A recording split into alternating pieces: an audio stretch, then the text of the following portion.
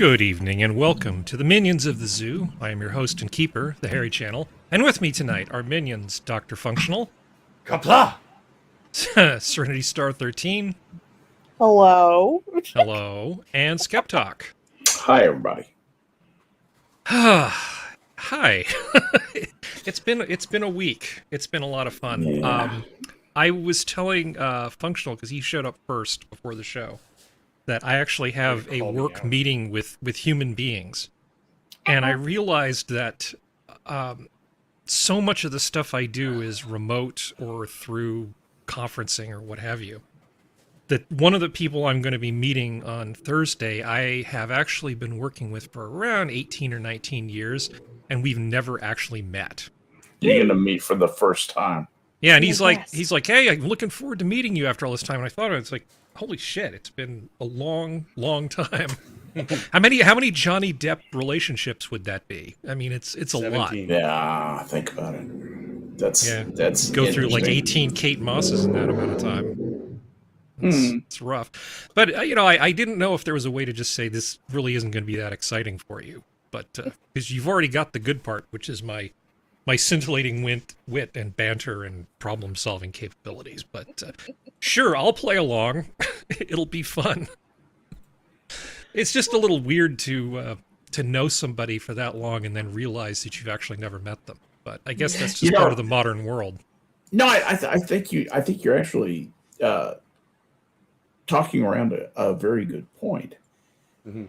This is a group of people who is being raised up right now, for whom the default contact is e-contact as opposed to being in meet space with people.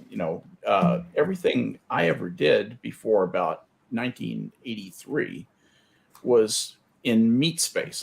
I did things with people. I went places and did things with people. And there are a lot of people who don't do that anymore. They stay home. When you call it meat space, is it any wonder?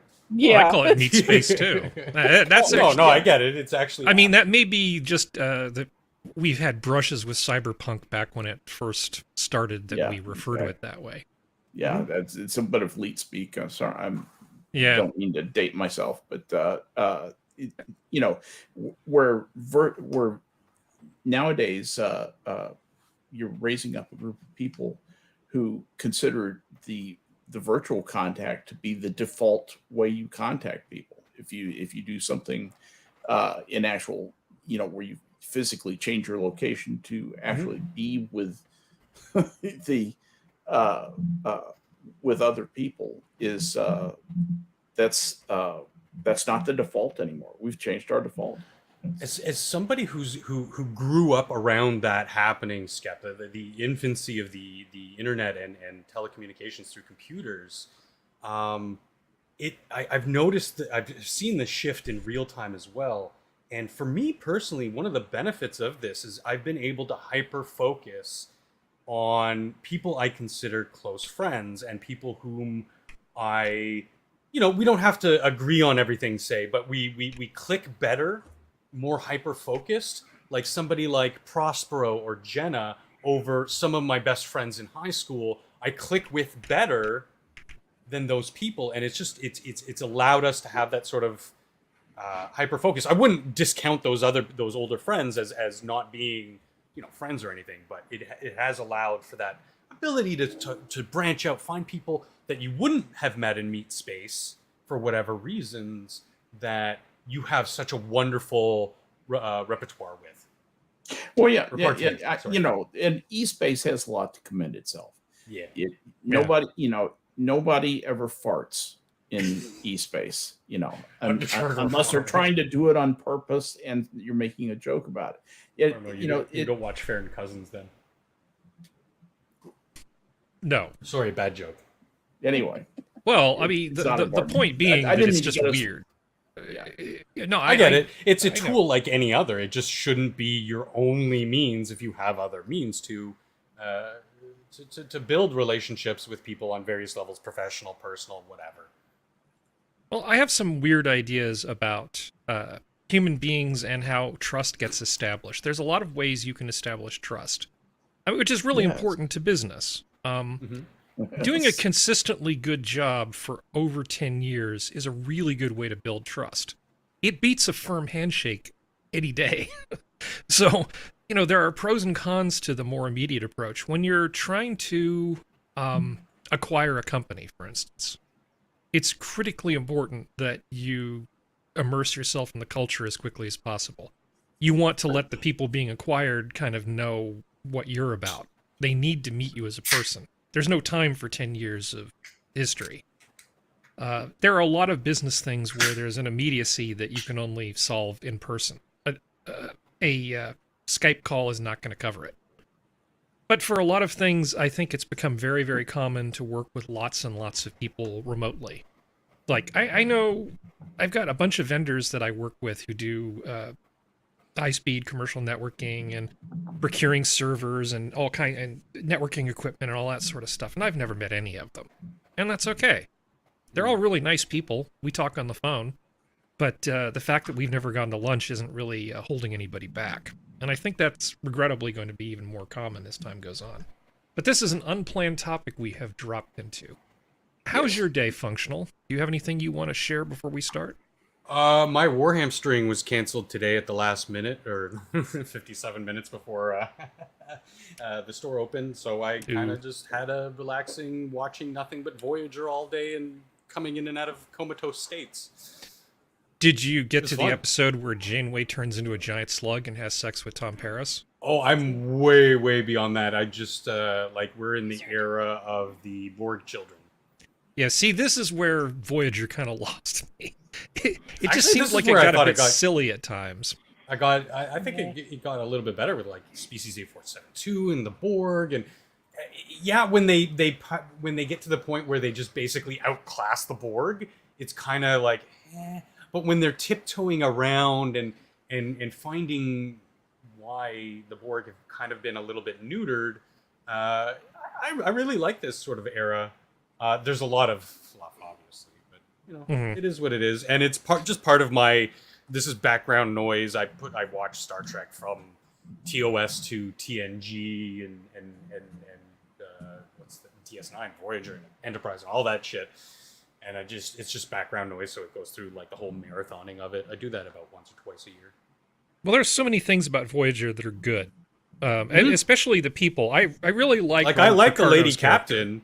I call her a mass murdering psychopath, but I like her. I'm not sure Mrs. Columbo would have been my first choice. I think Genevieve Bujold, who quit, she like rage quit after the first day on the set, might have been a more interesting captain. Oh, really? Honestly, I mean, not that I don't like. I don't know who that Columbo. Is, but she's a better actress. Genevieve Bujold is one of that. I really like her as an actress. I admit to having had a crush on her back in the day, but yeah, she was a distinguished actress and a much better actress, in my opinion. That would have been something else. Genevieve. Oh yeah, Bujold. Would have changed the whole show. Bujold, Bujold. Oh, Genevieve Bujold. Yes. I did that's new to me. Like, I've never heard that. She was originally cast as the captain, and she was on set for one whole day. And the whole TV production thing of putting together a series, she's like, this isn't going to work for me. Not everybody is built for doing TV. But Mrs. Columbo, no problem. She was acting like she was on the set of a 3-month long shoot, and she just was not up to the pace of it. Really, no. It's a different skill set. She's a better actress, but she's just not built for the thing. Not built for that environment. Yeah. Oh, sorry, I don't mean to sound like I'm dumping on Kate Mulgrew, because I actually don't particularly have a problem with her. I just think casting wise, I would have actually liked to see how the first choice would have played out. It just wasn't to be. But anyway, we could talk about this for a long time, and we don't have the time. Serenity, how are you doing today? I'm good, and I like my Janeway. Okay. Well, it's just like it's a what if thing, right? It's like, what if Spartacus had a Piper Cub? What if Napoleon had a B-52 at Waterloo? What if Genevieve Bujold had continued as the captain on Voyager? Yeah, no, I get you. Yeah. But I like my Janeway. What if Columbo confronted the Borg? Columbo confronted the Borg. The only thing I can't figure out is how you get the tubules. Columbo was good, but I really like, was it Darren McGavin in, was it Night Stalker? Yeah. Night Stalker? That was a good show. Night Stalker was better. I love that show. I liked Murder, She Wrote, and I liked Jake and the Fat Man. Super. Yeah. There you go. Scarecrow and Mrs. King. All right, enough of this nonsense. Skep, how are you doing? I'm doing fine. We need You're to good? get on with this show. No. We're just going to do this. We're going to just be... It's going to be like a Seinfeld episode. It's like a bunch of people yammering about nothing for 2 hours. It's a show about nothing. Yeah. What is All the right. deal with the minions at the zoo? You can get a Lego version of the Seinfeld set. Mhm. Believe it or not. It's like, man, is there anything you can't get a Lego version of? You Not can that I get can think Central of. Perk from that thing, Friends. There you go. You can't get a Lego version of monoclonal antibodies if you have COVID at the VA. They tell you, we don't care. We're not practicing that medicine. You get nothing. Fuck off. And like it. Shelter in place until you need a ventilator. Then come and see us. Pain management. Walk it off, soldier. That's pain management. Yeah. We are morphine free. We are opiate free. That's our pain management. We are opiate free. You guys said you should get like a coin or something for that. Okay, let me see. Challenge What am I doing? coin. Yeah, exactly. All right, we're doing a show here, so I need to be embiggened. I need to do that, and we need to switch over to this. Technical excellence. So, we need to follow up on some things from previous shows. I completely and utterly missed an important aspect of the Sri Lanka story when we covered it last week. My fault. I'm sorry. I suck. You suck. The thing is, as Michael Schellenberger, who I hope will be the next governor of California, but of course won't, pointed out, is that the World Economic Forum and others promoted organics in Sri Lanka. Given its education levels, wrote economist George Stiglitz for World Economic Forum in 2016, Sri Lanka may be able to move directly into high productivity organic farming.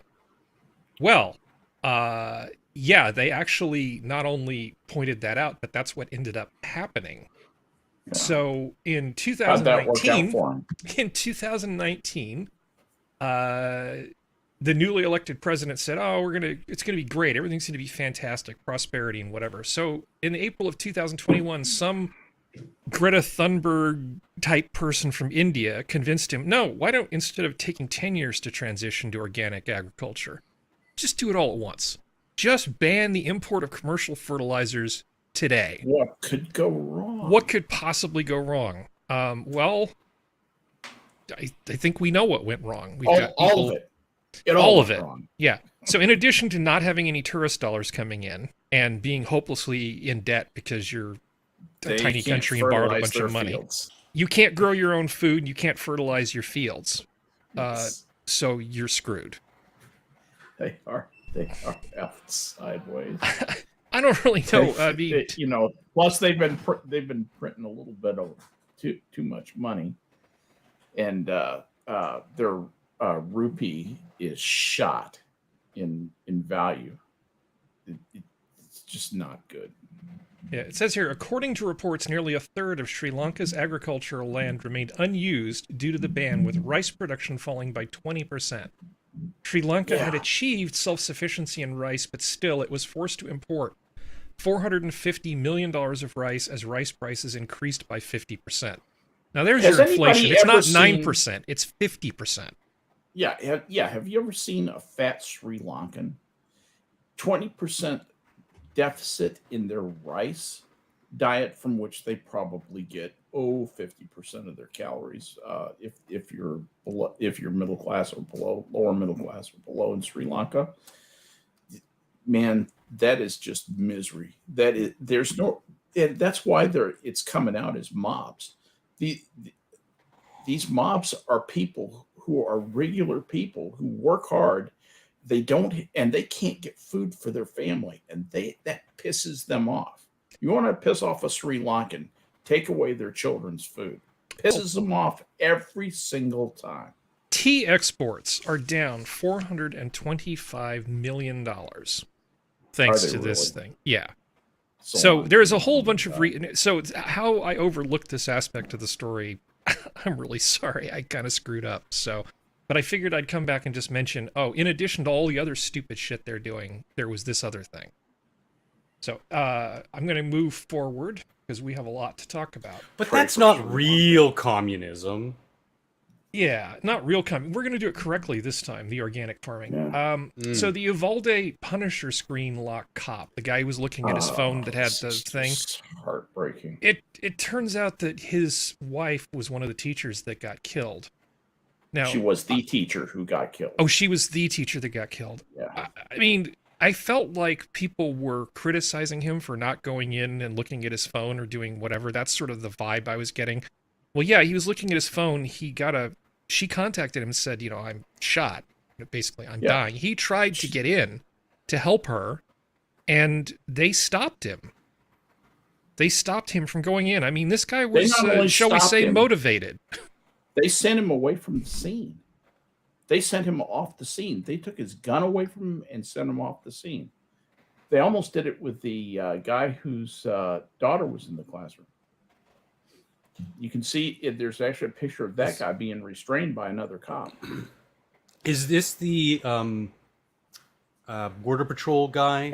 That's this guy right here. This is this guy right here, These the are actual locals. cop. These are local cops. Yeah, this That's is the guy in the video. the one with the kid who showed up who wanted to go in. That was the guy who's the Border Patrol. Okay.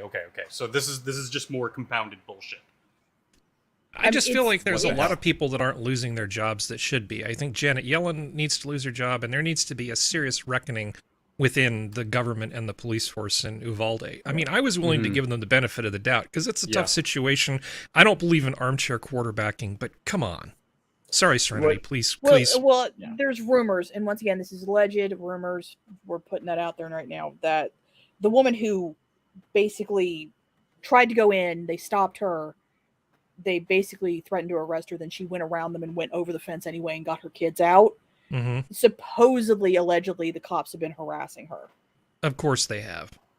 So it's one of those things where it's kind of like, I do feel bad for this man, and I'm sure he's one of, and the other one are the good ones. But this is a case of this is Fields of Carthage. You just salt the earth and start from the ground up. Yeah, like kind full of thing. Investigation ground up. Top to bottom. Just wipe them out, get them out, change everybody up. Every one of you Apply needs to charges where they reapply for your job with a new psych eval and new physical eval. Well, I mean, we're going to look at everything and try to figure out if you're actually worth keeping. Everyone, I mean, every one of the people involved needs to just be reapply for their job. Yeah, and like I feel for that cop, and I understand why he's checking his phone. Yeah, and I get it, but at the same time, it's one of those things where it's kind of like, I have a feeling that if I was in his position and I was the only one in the hallway, I may have done something stupid. Well, cops use phones. I have a cop phone. My phone is a cop phone. That's what I use for my daily driver. It's pretty awesome. Like, if my significant other was in the classroom and had texted me, "I'm shot," I would have told my CO to go fuck themselves. Well, he wasn't playing Flappy Bird or anything. He just looked at the screen, got a piece of information. We're doing a TikTok dance, Yeah, and that's my thing though. Is like it's one of those things where it's kind of like, I understand why he looked at the phone. I understand why it was there. I understand cops use phones, but at the same time, I know myself well enough that if I was in that position, it would probably not be best to have a phone if I knew my significant other was a teacher in the school. Because if they texted me something like, "I don't know, I'm shot, I'm dying, whatever," I probably would have told my CO to go fuck and busted through a window or a door. Yeah. That would have been me. Like, he's showing massive restraint that I would not have been able to do. I would have shot my CO and gone in. I'm serious. I'm not. You're not being hyperbolic. I get what I'm not being hyperbolic. There's no person or thing or force that would stop me from going in to save the woman I love. That's not going to happen. Yeah. Just the consequences to you are irrelevant at that point. You are just there to get her to safety. Throw me in jail. We'll see how that goes for public opinion. Yeah. That would be my logic. Like, throw me in jail. Yeah, throw me in jail if I did anything wrong. But I'm saving her fucking life. Like, out of my way. I don't care. Yeah. And that's you're going to have to shoot me. Any final thoughts about this before we move on? this was a clusterfuck of errors, and some people need to pay, and whether they Yep. actually pay or not, time will tell. And when That's the all. facts come out, it just looks worse and worse. Oh yeah, that one guy's not staying on city council for very much longer. I can guarantee. God damn. No, he should not stay on the city council. So, let's see. Another follow-up. So I think I mentioned this in a previous show, and if I didn't, I'm remiss. There was a gentleman who, because he had, he's in Tennessee, and because he had a taxidermy shop on his property adjacent to his house, the government there in Tennessee decided, we can, as part of our responsibility for doing fish and wildlife and that sort of thing, we can just go onto this person's private property, set up cameras, keeping an eye on his house and his adjacent taxidermy studio, just to see what kind of animals and people go in. I remember this story. I can't remember if we talked about it, but I remember this story. Yeah. Well, it turns out that justice was actually served here. Yay! The courts actually said, oh yeah, the Fourth Amendment actually does sort of apply to you. They found this to be a violation of the Tennessee Constitution, and Mr. Terry Rainwaters and his fine, basically the whole lawsuit thing, it was resolved the way it should have been. So it was nice to see that the courts actually did their job appropriately on this particular case. Wasn't really done under the aegis of the Fourth Amendment, was it? It was done as a matter of Tennessee law. I think this is all state law. Yeah. I think it was the Tennessee Constitution that was violated, which is modeled on the U.S. Constitution. Right. And I'm sure it has something similar. But the thing that the only thing that I have gives me a sadness about this is that this is going to primarily apply in Tennessee. You can cite something like this in other cases, but it won't have as much value, legal value, yet if they were citing protections that had been affirmed from the Fourth Amendment. But I don't think the court affirmed Fourth Amendment rights. I think it said that it was a violation of the Tennessee state constitution. I can't remember if it was the Institute for Justice or the Justice Institute. It's got a silly name, but it's not the ACLU that came to defend this guy. Of course not. Of course not. It was another outfit that came in, and it does a lot of good work actually. But it's good to see that. I think we covered this in the past, ACLU. And we've actually got a ruling. And yeah, you can't just go in and hassle somebody on their own property just because there is some business function adjacent to the guy's house. Right. It was fine for like a decade. He would just go about his business. They'd show up every now and then. They'd look around. They'd check his records. Fine. But then they decided to just make it so this guy couldn't breathe anymore, and they ruined everything. All right, another follow-up.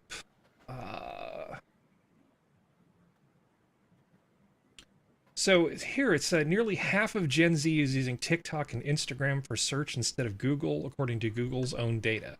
I can't say as I'm particularly surprised. I know. Does that surprise anybody? Yeah, the level of stupid I see, that doesn't surprise me. And here's my next question. What are they searching for? When you go to TikTok, are you researching your new approaches to proofs of differential equations? No. Or how to fix your dishwasher. Okay, I see where you're going. Yeah, exactly. It might be search traffic, but the problem is that I think this is very narrow and focused, basically. Okay. And you're not going to go to TikTok and search for the things that I like to search for. And I go to TikTok once in a while, the nonsense videos. It's fun to watch them for a minute. And but I wouldn't think of using that using TikTok as a search engine. I think it's probably more a reflection of how underdeveloped and unsophisticated the minds of TikTok users are, because they're just searching for things that are on TikTok. And if things are on TikTok, they are generally unserious. And you got to also think the content itself is like what 20-second clips on average. So Yeah. when you're TikTok searching, and Instagram are about a minute now, if not a little bit over, depending if you regardless, qualify. they're tiny. My point his is, point still stands. His point still they're stands. just tiny bite-sized clips, as opposed Yeah. to like if I'm going to watch an Aiden Paladin video, that's an hour and a half, 2 hours, maybe even longer, depending on what she's covering. And that's useful information. How to repair a dishwasher. You've also got 30 half an hour, 30 45 minutes. 30 minutes of research before you watch. Yeah, and even how entertainment in my video in life, the like first place, searching but for something anyway. like a painting tutorial Skep for like a Warhamster thing. Sure. Like that's still like 20 minutes, 40 minutes, you know, that's still useful to me, applicable in some way. It's a skill like any other, but it's a longer format. So I think that's you're right. There's so much skew in that, and I wouldn't trust it to hold any sort of legitimacy on their search algorithms or whatever. You know, like I'm not researching my thesis on physics on TikTok. I think Well, you dismiss Serenity a little too quickly there. I think Yeah. there's a world of difference between a 1-minute video and a 10-second video. Like, there's a difference between Okay. a Vine and a YouTube short. You Yeah. can put useful information in a minute or a minute and a half. You really can if you get Yeah. your stuff organized. I like a good Well- short story. Also, the thing is, at least from the article I found, which is done by tech.co, when they mean search, they mean people are looking for restaurants to go to. They're looking up restaurants, they're looking for places to shop. That's what they mean by Mhm. searching. This is the equivalent of social shopping, is what they're doing. They're looking because they want to see the experience, not just see something written. Like, they don't want to read Yelp reviews. They want to see somebody who's gone, oh my God, this restaurant is so amazing. They want to see that shit. That's what they're doing. I do know that the cooking side of TikTok is massively popular. A lot of people will look up recipes on that because very often the TikTokers and the Instagram users will put the Do you recipe know what the in the two- description. Do you know what the two top tiers, two top categories are of TikTok searches? At 535 billion hashtag views collectively, entertainment is number one. Mhm. And the second most viewed content category was dance Most viewed or most with searched? 181 billion. Okay, but there's a difference between viewed and search, because if you're on the For You page, that just throws it at you. Well, So we're is it talking about the most- searches, just searches versus searches, because that's what Yeah. that's the quantity we're looking at here, is the number of searches. Now, as far as YouTube is concerned, it's still revenue lost. Now, Oh, yeah. maybe it's not as good a revenue source as something where somebody's searching for something Oh, specific, Okay. but it's still Here- revenue lost to YouTube. Yeah, it is. Here are the top categories in TikTok categories. Entertainment and dance are the first two. Pranks is third. Fitness sports is fourth. Home DIY, home renovation and DIY is next, followed by beauty, skincare, fashion, and last of in this top 10 thing is life hacks and advice. Yep. Well, I mean, think I long got that term, letting my I got that with a Google search, by the well, way. long term, they have kind of an issue, because I don't think Google can be complacent about this, because there's not much stopping TikTok from changing their business model and leveraging those entertainment users to do additional absolutely. things. So, I mean, this is something to sort of keep an eye on. The market is gathered. Yeah, Yes, stagnation the is shame- not going to be good for Google in this regard. They need to take this seriously. Yeah, you're absolutely right. That's the real thing, is that TikTok, that's the magic that they've done, is they've gotten the crowd together. Well, if- Google does have YouTube Shorts, Mhm. which at least people are backing up their TikToks and everything like that, because it's about the same length of time. So they're at least trying to get in on the market. And YouTube, at least everything I've heard from people who are YouTube and TikTok creators, YouTube still pays better. Now, not on the YouTube short side of things, but if you leverage your TikTok fame into YouTube stuff, like how the Viners did it during the Vine invasion of it onto YouTube, if they do that, YouTube is a much better. They make more money for lesser views, and they make more consistent money, because TikTok is a massively fickle beast. So it's one of those things. I think Google still kind of gets in there. It's just, it's going to be in a different, they're going to have to accept the fact that they can't control everything, which I know they can't accept that because it's not in their repertoire. But it's one of those things, like, as long as they keep the revenue good, people from TikTok and Instagram who do the video side will come to YouTube to make the decent money at a much easier, less burnout pace than what they are doing now. Well, let me, without doxing myself too badly, let me tell you one of the key differences between YouTube and TikTok. TikTok is primarily driven by individual publishers. People are creating content for you for free. That's always a good model. I don't have to create content. Users submit it. But they're using their phones. Phones contain a lot of technology around geolocation. Mm-hmm. Geolocation, being so closely associated with the use of the app, allows you to do things that are sort of like a Facebook check-in, but you can combine it with the appeal of a short video. There's a business opportunity here when you combine the search with the like the Facebook check-in type thing with the publishing.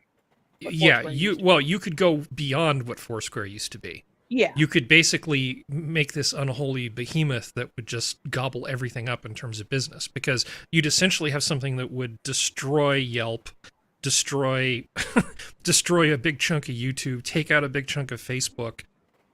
There's a huge threat here to all of those people if TikTok learns to leverage it correctly.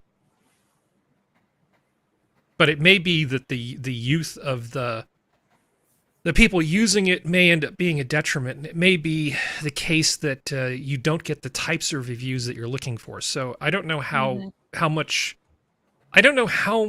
legs this idea would particularly have, but I'm sure this is the kind of thing they're talking about in meetings. You know, what's the competitive advantage that TikTok has over YouTube? Is YouTube too big and too slow to change? You know, what can they do with the phone platform versus a web platform? Those kinds of things. So yeah, definitely keep an eye on this thing. I didn't really think this topic would go this long. Any other thoughts before we move on to the next thing? $1 billion idea, Harry. Get on it. Yeah, like a USA-based TikTok platform. Just one of many. Your tagline can be like, "We're not China." Yeah, I refuse to use TikTok because of that. I'm like, nope. No, Google used to go by the thing, was it "Don't be evil," and they got rid of that. Yeah, because now they're evil. Yeah, because I am the we free-thought that. Mustache twirler. So things are definitely popping off in rural China. I had a little trouble making. Sorry, go ahead. What? This has been going on for like 2 or 3 months. I've watched videos on it. Like, okay, it's so maybe not pretty. Maybe rather than me talking more, can you describe what's been going on just briefly? I mean, essentially, a few million people had their accounts, air quotes, frozen by the banks, and saying they were going through updates. And now back in April, gone. yeah, and now the money's gone. And yeah, no, it's this is all happening while China is having more and more businesses pull out of the country.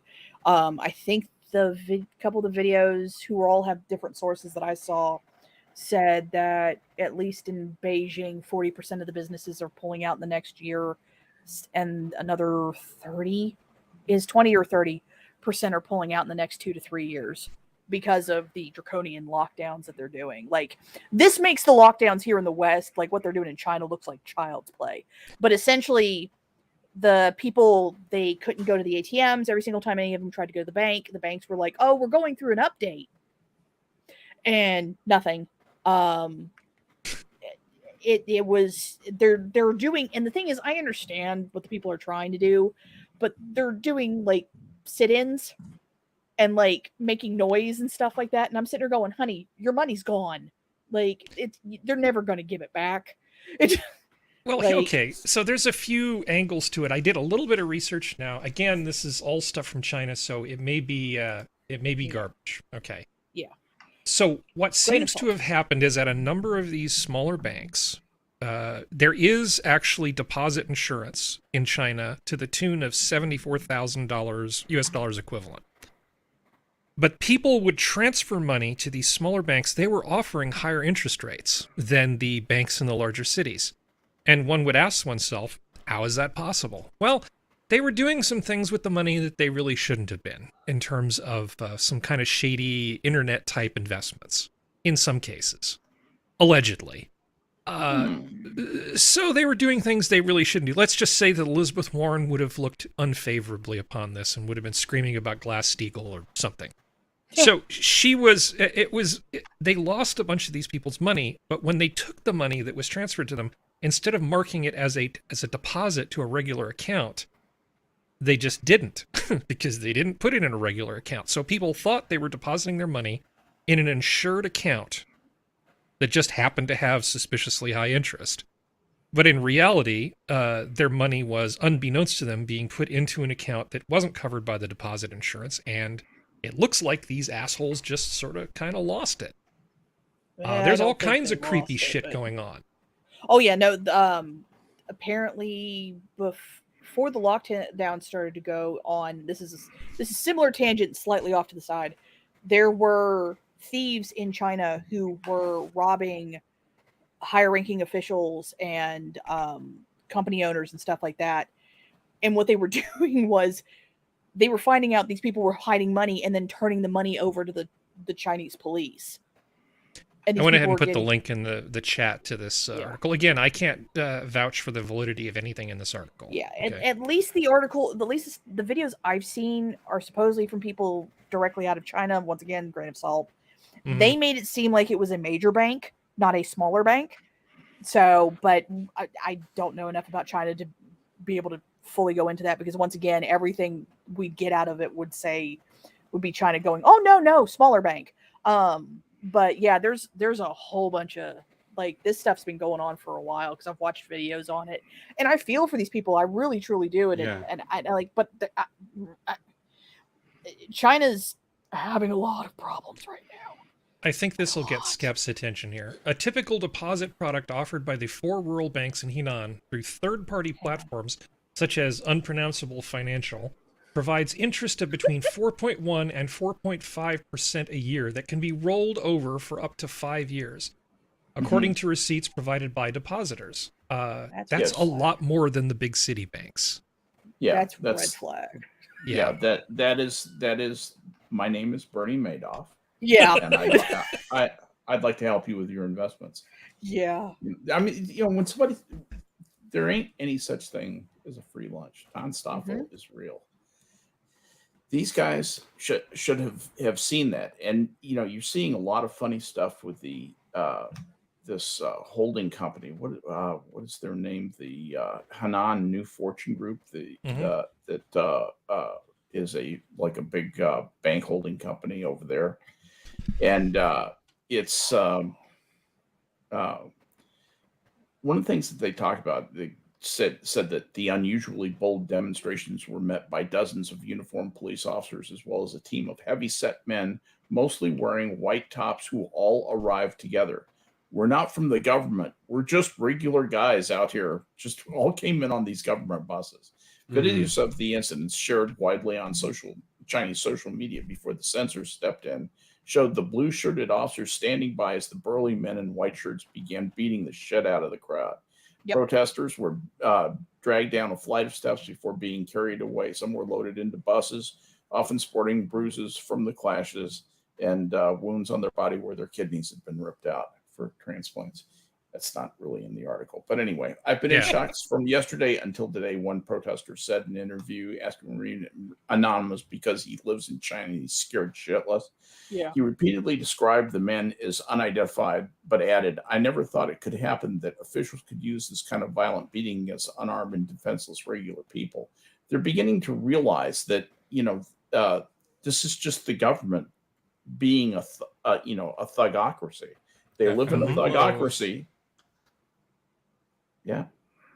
Definitely glows. These are the Pinkerton boys. Yeah, Except it's they're exactly what probably it is. actually the police. Two Yeah. quick things. because I have to. And it's gone. And Yeah. like I'm drawing I've got my conspiracy board up on the wall, and I'm putting a new line because it's kind of funny how these were the case scenarios being brought up against Justin Trudeau, who wanted to let's say lessen some banking regulations, which would allow the government for no reason to just seize your assets or use your assets to invest for government programs and blah blah blah blah blah blah blah blah. So yeah, okay. I just want to go up to AOC and say, is China doing it right? Well, like the thing is I think the white shirts have showed up in Hong Kong during the Hong Kong protests, if I remember right. Yeah, because I remember seeing some like the few videos that came out of Hong Kong. Like, so this is just their brown shirts essentially, like, or brown shirts. So, but yeah, it's like it's probably they're probably just plainclothes military. Well, that's what I mean. They're the Chinese version of the Nazi brown shirts, brown coats, whatever. Were they citizens who just were a cudgel, though? Maybe Not well, technically air military. quotes. I'm not But it's one of those You- things yeah. where it's kind of like this is only 3,000 people's money. This is 1.6 billion of 3,000 depositors that went. I'm sure the only reason why that number got out is because the Chinese government couldn't put the kibosh on it before it happened. I'm sure there's a few other thousand, if not millions, of other people who this has also happened to, who now, because they've watched the demonstrators, know they can't say anything. Well, that's the general idea. That's why you yeah. send the Pinkertons in. Everybody knows what I'm talking about with the Pinkertons, right? I'm from West Okay. Virginia, yes. Yeah, I figured you would. I hope I do, otherwise I have to be disowned as a West Virginian. All right. So, yeah, this it would is be a just real shame if somebody torched your farm there. this is just a big mess. I mean, I feel sorry for these people, but then again, Yeah. the red flags were there. There is, like Skep said, there's no free lunch. But When you that's why see- we've got to be as vigilant here in our own complacent safety, so that this kind of shit can't happen in our countries. We are better than that. I mean, this is also happening on top of the draconian lockdowns where they can't even get food. They're starving to death. They're being locked and razor wired behind fences. Like, it's Almost at the point of doing to their regular rank and file populace as they have been doing to the Uyghurs for years. yeah. Like, It's, This is I mean, fine. what's the Yeah. next step is just being We need- open about things like organ harvesting and blah blah blah blah. Like, I mean, Harry, you need the gift of the Probably dog already just do that. sitting in the fire. I think I have it handy. or the Let's fire see. sitting in the room of dogs. They've harvested Yes. more organs than Nice. the Wurlitzer Corporation. I only have, let's see, I only have June. Let's see, there's June. Let's see, where's the June. dog? I got the dog here somewhere. Tell me. Potato Jesus. Oh, Jesus. Things I can't show on stream. Yeah, I was about to Um, say. Hello. Shouldn't show that. That would be bad.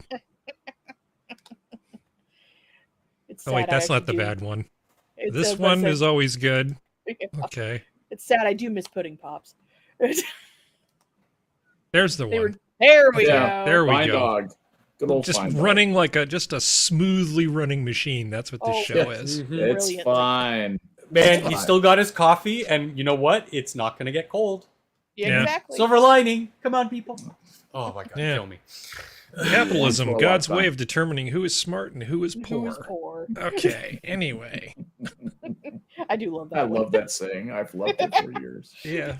Moving on to the next thing. Let's see. I think I'm going to Sora, it's skip all this. I'm going to skip fine. this climate thing for now. Aw. Yay. Why not why thinking are about your climate? people investing in cricket protein production functional? Why? Yeah, functional. Yeah. I hold you I'm- personally I'm- responsible. Okay, well, two things here. One, I'm happy that these companies are trying something new. You know what? I'm all for open markets. So agri-food or whatever the fuck the company's called, have at it, Haas. Mm-hmm. I don't like at all that the government is giving them a fucking penny. Stay the Sure. fuck away from these businesses. I'm not gonna eat the crickets. You'll be made to eat the crickets. You're in If you Canada. look at As- the, As somebody who the has type eaten of a couple of live crickets, I can tell you that I would rather have a hot dog. Exactly. That's the thing. Like, if you look at societies that consume insects they are poorer societies and they don't have Yes, other they are. options. The richer societies, even middle of the road societies, we eat meat and vegetables for a reason, because we're capable, because we have resources to grow this food, and the food tastes good and is infinitely better for our health. Yeah, I want to be that guy. Yeah, exactly. I don't We're want not to be the eating bug to eater. I survive want to here be in that the guy. West. I mean, for the most part, we're not eating to survive here in the West. That's what eating insects and really bad foods are for. We're eating for survival, yes, but we're also eating like for pleasure and because we have enough to eat. Mm-hmm. This I is think for everybody's sake, I need to get out of the meme folder. Okay, let's get out of there. Keep going, because my blood's already boiling, because I hate it when the government, because we already, especially here in Canada, we already spend way too much subsidizing dairy and egg, and not enough and the greenhouses I actually kind of agreed with, because that was a huge shift, so that we could grow more seasonal food year-round here in Ontario. That I was a supporter of. Yes, give them subsidies, because that's a dramatic shift that will only increase the quality of life and the quality of food year-round. That's great. But just to open a business, no, let them sink or swim on their own fucking merits. I'm so sick of it. Because I've seen over the 40 years of my life how just disgusting and useless the dairy subsidies, the egg subsidies have been. And funny enough, the meat subsidies are drops in the bucket compared to what we give to eggs and dairy. It's like, eggs and dairy are great. We produce fucking fantastic eggs and dairy in this country. Why do we need to subsidize it? Oh, because we're laundering money. Gotcha. See, now you're learning. End of rant. No. I mean, I learned that from a very young age. Serenity. My mom, before she had me, worked for the Egg Board of Ontario, and so I heard a lot of the stories and a lot of the fuckery that went around there, and just how useless her job was. And I'm like, and how many people had a job in that kind of situation where it was? I think you mean useless. birthing parents. She said she looked me dead in the eyes and she said, "My name, everyone. It is a completely useless organization." I'm like, okay, this is coming from somebody who's basically a semi-socialist.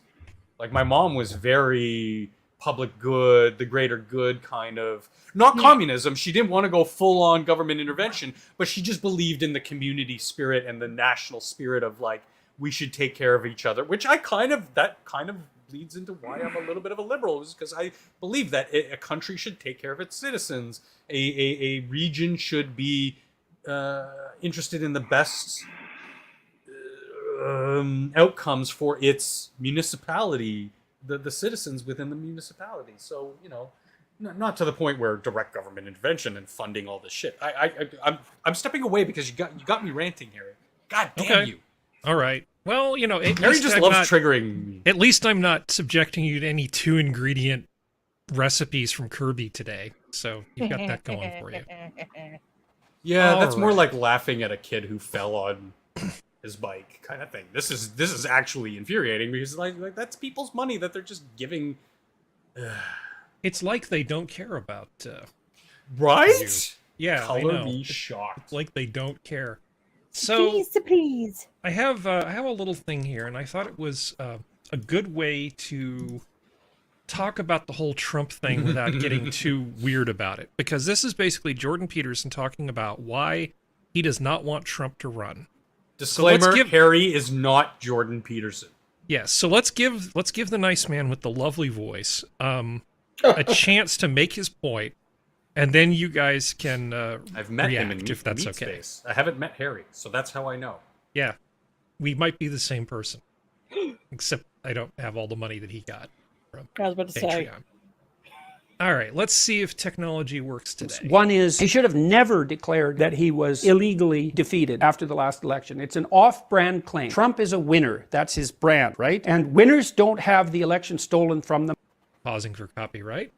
by losers. Banana. And so I think he made a catastrophic strategic mistake. And it's also the case that his claims have really failed to be supported by the relevant evidence. They've been tried in many courts. He's Pausing again. Hold on.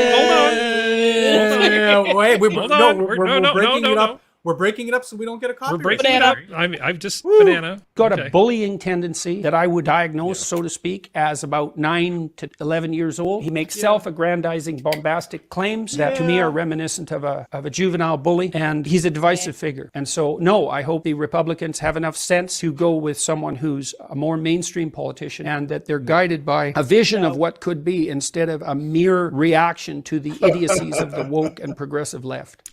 So, he said some things there. That was vague, Harry. So since I sort of cut off functional, what do you think of Mr. Peterson's comments? He hits a lot of things, nail on the head, like saying he's a very, like, sort of juvenile kind of bully persona. And I'm like, yeah, that's kind of, I get that. But I don't think that discounting him because of his personality like that out of being a good choice for elected office is the wrong decision. I think he's a very good choice because I saw it again in real time, how he was trying, somebody who's not been in the system at all is trying to navigate the system, and giving him the benefit of the doubt, I think he did a fairly good idea. As an example, he found out, Warhawk John Bolton was a piece of shit, so he got rid of him. And he can't get through everybody in a single term, but I think the things that he did do well, he did extremely well, and I don't think that Peterson's doing himself any credit by completely discounting that, especially if we take it back directly to his comments of there hasn't been evidence. It hasn't been substantiated in the legal system because they're not allowing whoever they are, it's not being allowed to go to any sort of formal, let's call it a trial or discovery. It's all been hearsay and conjecture. And I think that anything, like, sure, I was even supportive of the January 6th, quote, heavy air quotes here, investigation should happen. But the problem is they're not doing it. It's a kangaroo court, and that does not serve anybody. And I think the same kind of tactics are being used. And I don't think Jordan is very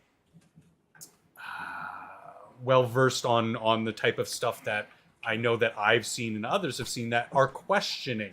We're not saying we're not going the far extreme and saying it definitely happened, but we're not saying it didn't happen. And I would like to see some transparency as a partial citizen. But at the end of the day, Yeah, from America's attic to your ears. Let me see. So Serenity, I want to give Serenity a chance to comment on this. What do you think of any or all of his comments? Well, I understand where Peterson's coming from, and it would be lovely. It would be absolutely delightful and lovely if politicians could act with a sense of decorum and behave for themselves. prim and proper all the time. Yes, exactly. It would be lovely. But considering some of the shit we've seen from even in other countries, Trump's not that bad. Like, I remember seeing videos of other, like, parliamentary, not like England parliamentary, but like other countries' parliaments, where literally two politicians will try to beat the crap out of each other. Like Trump's a bombastic bully. Okay. Have you seen politics in the last 10 years? You kind of need a bombastic bully to do that kind of stuff. You don't need someone who's a career politician, because with a career politician, I don't know if you're actually, and the thing is, I trust Trump to be Trump. That's what I trust. I trust Trump to be out for Trump, to make himself look good, because his ego needs himself to look good, and he will make himself look good by making America look good, or at least he will try. That is what I trust Trump to do, and that's the reason why this whole winners don't get cheated. Yeah, they fucking do. All the time. All the time. What is he talking about? Like, even our he's talking about scenes, he's talking about being off-brand is what he's talking about. He's looking at it. To me, that wasn't off-brand, though. That was completely on brand for me. At least that's what it felt like. And No, I understand. I mean, Jordan Peterson said a lot of things very, very quickly in that clip, and it's a big yeah. topic. Well, it's hypercut because he talks. Yeah. Exactly, Let's but be totally that's graphic. why I wanted to bring up sort of the counterpoint, because I think generally there's amongst us there's a general feeling that, well, why wouldn't we run the guy who's already got the huge base of support and who seems to crush people in debates by talking about how small their hands are? And I mean, he's a pretty potent political force. It's sort of like telling somebody not to bring their best knife to a knife fight. Yeah. It's Yeah, and- just a little weird to me, but I want to hear what Skep has to say. Yeah. Well, the only thing I would say about this is that Peterson's pointing out some things about Trump, and there are Trump's foibles that always get him into trouble. What I find interesting is that Peterson didn't point out the big advantage that Trump has over everybody else. And that is that he really is not owned by the special interest. He truly is not. Now, 100%. just because he's not personally owned doesn't mean that his party isn't largely owned by special interest, because they most certainly are, as are the Democrats. But the thing of it is that he his personal freedom from those financial chains that other senators and other congressmen and other people get themselves ensnared by is really his only strength. I mean, the rest of it, the rest of everything that Trump does is just him being Donald Trump, president of Donald Trump Enterprises. It's just another thing he's going to go out and win. And, you're going to get Salazeka winning, and he's this, bombastic ego on two legs, and he's very good at that. He's made that work for him. A lot of people cannot stand that style. They're really put off by it. I mean, it's almost like a physical revulsion. I understand that. I find it a little bit off-putting myself, but I'm enough of a quantitative evaluator to want to see what the results look like, and his results really aren't too bad. I'd say that stuff. I say stuff like that and get in trouble with my family, but I have some people in my family who really hate Donald Trump. But in point of fact, he had some policy positions that weren't too bad. His problem was he was fairly good on foreign policy, and what he said about his domestic policy was good, but he never did any of it. He never accomplished anything domestic policy front, and he let himself get distracted too easily. So I kind of tend to agree with Peterson that the Republicans should find themselves a better candidate, but if they could find themselves somebody who was as had the personal freedom from being owned the way that Donald Trump had, and had a little bit more balanced personality, and wasn't so blatantly egotistical, almost to the point of unhingedness. That's Trump's weakness. Yeah. That that would be an ideal candidate. The problem is they have absolutely no one like this. Everybody that they have as a potential candidate is a Ted Cruz-like being, and career politicians owned by the usual suspects. So you are either going to get Trump, or you're going to get a standard issue Republican owned by, I think the best case scenario or the best case candidate would probably be DeSantis, and even then, I don't know enough about him, like on his personal financial sort of background, on whether or not he is one of those owned and operated politicians. He says the right things at the right time. He is fully owned. Oh yeah. Trust Yeah. me. Okay. I assume when as I much. tell you. I assume as much, because when you're in politics for long enough, like you're bought and sold. Yeah. Like, Yeah. A lot of crony capitalism in Florida. Yeah. So despite all the It's good Florida. things, that was the good thing. I want to. I need to sort of put a bow on this, and I need to get a point out before we move on to the next thing. Sure. I was thinking about this in the much bigger sense. Now, Jordan Peterson is a psychologist. He was an actually practicing clinical psychologist. So his way of looking at people and their behavior is probably going to be a little different than the rest of us. He cares a lot more about some things that I don't care at all about. I, like Skep, I'm an engineer, science, math guy, and I care about results. So I look at Trump as a machine. Things go in, things come out, results happen. I see the Abraham Accords, I like this. I see what's happening with the economy, not real pleased with the debt, but I like a lot more than I hate. You know, I look at these types of things and I just say, this is what the Trump machine does as president. A lot of the other stuff, the qualitative things that he's talking about, we don't have firsthand experience with them. It's all secondhand experience. So how much of this hatred of Trump, even amongst Republicans, is really more a function of the media machine, which hates Trump, 90% negative coverage, and how much of it's actually well-founded? We do have quotes of him talking to Billy Bush about grabbing women by the genitals, and that was just locker room BS talk. I've worked with women. You guys aren't off the hook. I know how this stuff works. So there's no holier than thou thing that's going to convince me one or the other. The main thing is he was just dumb enough to do it around a hot mic. I mean, I don't say things like that. You're just going to have to trust me. It doesn't really matter. But people get turned off by stuff like that. How much of Peterson's judgment even is really based on the weirdly filtered, skewed view of Trump that he's received from the news? I'm not sure how much of our worldview of Trump, including some of his little quirks, is as accurate as we think it is, because I think it has been heavily weighted toward making him be negatively valenced in our mind. I would bet that Jordan Peterson has a pretty good picture of what Trump is like internally. I agree that Peterson's he's a psychologist and looks at things differently, and that's important.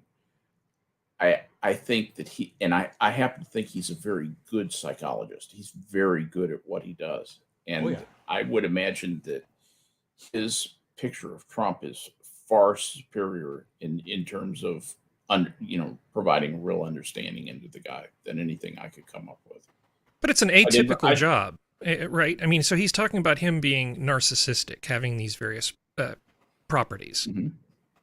It may be the case. I don't know how many presidents of the United States Jordan Peterson has actually looked at.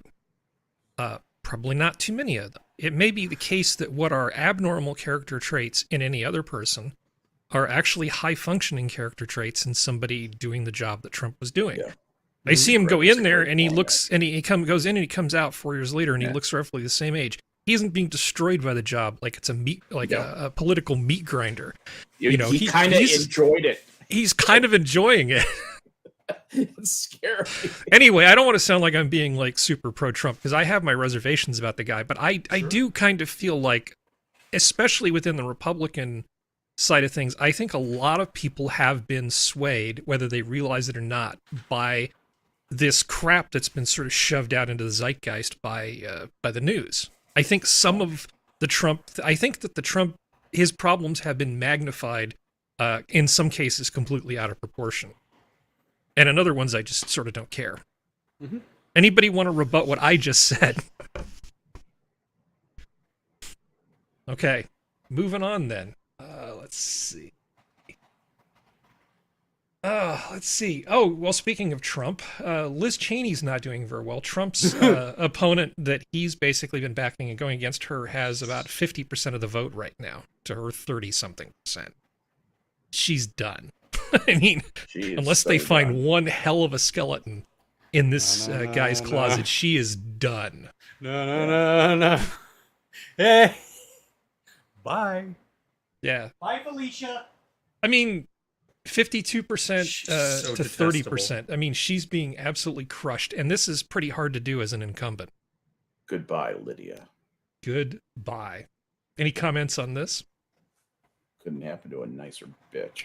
Yeah. Bon voyage. Don't let the door hit you in the ass. Yeah. Word up. Okay. So Democrats are having a little bit of a problem with Latinos.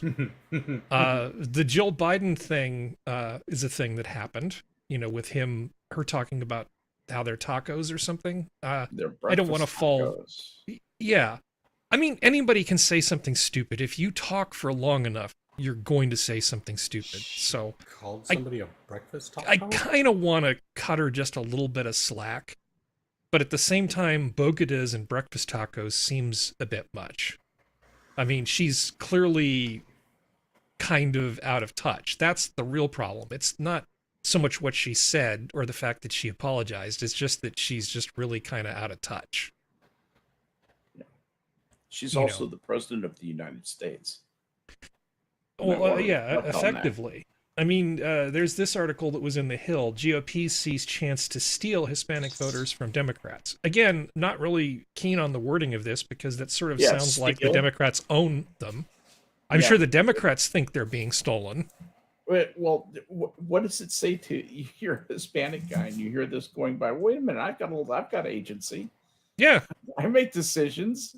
I have choices. When I'm not making breakfast tacos, I make decisions. When I'm not being a breakfast taco. Yeah, when I'm not being a breakfast taco. Yeah, exactly. Yeah.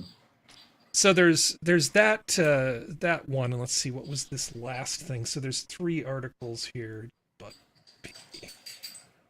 growing, and then we had this one thing which makes, I think I'm looking at all these together. Growing number of Spanish radio stars bolt from station bought by Soros-backed group. First of all, I was unaware that George Soros was backing a group that was buying up Spanish language radio stations in the U.S. It seems like kind of a picante move for somebody who looks like that, but okay. Or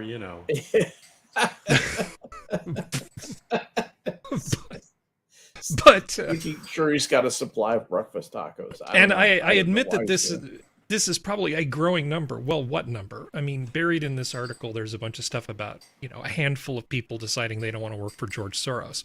But to me, the real headline here is George Soros is buying Spanish language radio stations.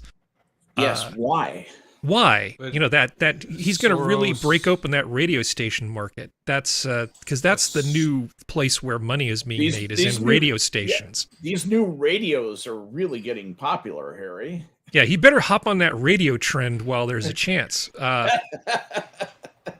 Soros-backed group is so undefinitive. Like, what does that mean? Because I've seen stuff where people made the case, George Soros gave X amount of dollars to this company, and it's sort of like, yeah, but that's where the trail ended. He just one of his donations went to this company, and then that was it. It's not like they were some insidious group or anything.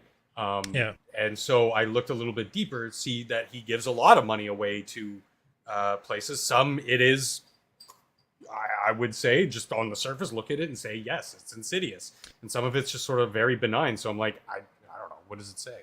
Okay, so the people are talking about this. So it's Lake Star Finance LLC, an investment entity associated with Soros Fund Management, one of the many entities owned and linked to Soros.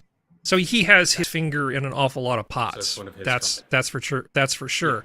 But to my mind, what this probably means is he sees the writing on the wall that the Hispanics aren't doing what they're supposed to do, which is just show gratitude for being let into this country. Therefore, they should vote Democrat until they're dead, and maybe even after they're dead. Wait, I'm not supposed to say that part. And that he's trying to shore up control of these media outlets to try to influence these voters to vote correctly. Because I can't see them doing this as a way of making a bunch of money. I think he'd have a better return on his investment buying car washes that were Mexican-themed than radio stations that are in Spanish language. Seriously, this to me doesn't make any sense as an investment move. It only makes sense as an activism thing. Mm-hmm. Yes, exactly. So we have 3 pieces of news. We have Jill Biden trying to basically shore up the support for the Democrats within the Latinx community. And she failed horribly because she's just a gaffe machine like Joe. She the Republicans are actively making ground in the Hispanic community. You know, we have Maya Flores in Texas. That was an amazing win. AOC must be beside herself. And we've got George Soros buying Spanish language radio stations. I'll bet they're going to be best girlfriends, both being Hispanic and all. Yeah. They'll probably talk Spanish all the time. Well, they're going to have sleepovers. They're going to braid each other's hair. She's the And- Mexican face of white supremacy. They're They're going to stuff talk each about other who top has the better breakfast abuelo. tacos. Yeah, Yeah. it's going to be exciting. Yeah, that'd be great. But they'll probably get Anti-hero. into a pillow fight over whether tomatillo sauce is the best sauce or something or mole. It could They're happen. so cute. Good God. All right. Serenity, you're awfully quiet. Oh, she's muted. She's probably dealing with dogs. Yeah. Okay. Does anybody have any comments about this? Sorry, I talked way too much about this topic. No, you explained it. I had a very, substantial question to the story. So, thank you for Okay. answering it. Have I answered? I've job. answered your question. Oh yeah, more right. than Okay. Cool. because Let's- I agree. That does sound very insidious. I think these three stories make a lot more sense next when they're adjacent to each other than they do in isolation. Because any one of them by itself, you just scratch your head. But when you look at all three of them, you go, okay, I think I see what's going You're connecting the dots. Yeah, on. Yeah, exactly. something you expect in politics. Yeah, I'm going to need more yarn. Close that. Never enough yarn. Close this. All right, so Bitcoin miners basically shut down their operations as the Texas power grid nears brink. So this is a good question for Skep. Wow. I think that a couple things are going on, and I have two other articles that feed into this, Skep.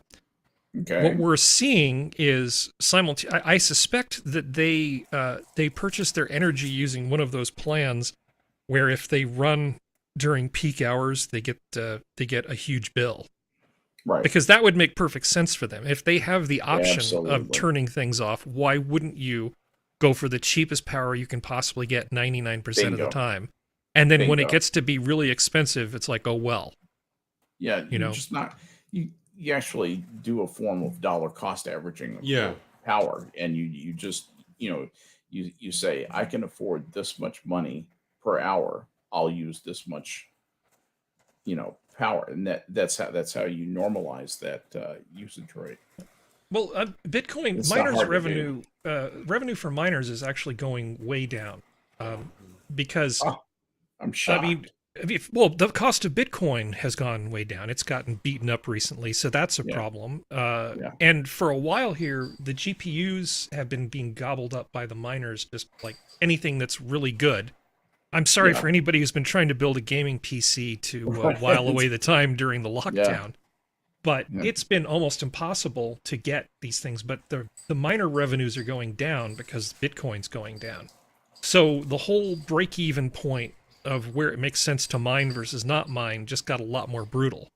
So if energy prices are going up during these peak demand periods, oh yeah, you're going to totally shut that thing down. The good news is if you're actually looking to buy a Prices are down. GPU right now, there are GPUs that are selling below MSRP and they're available.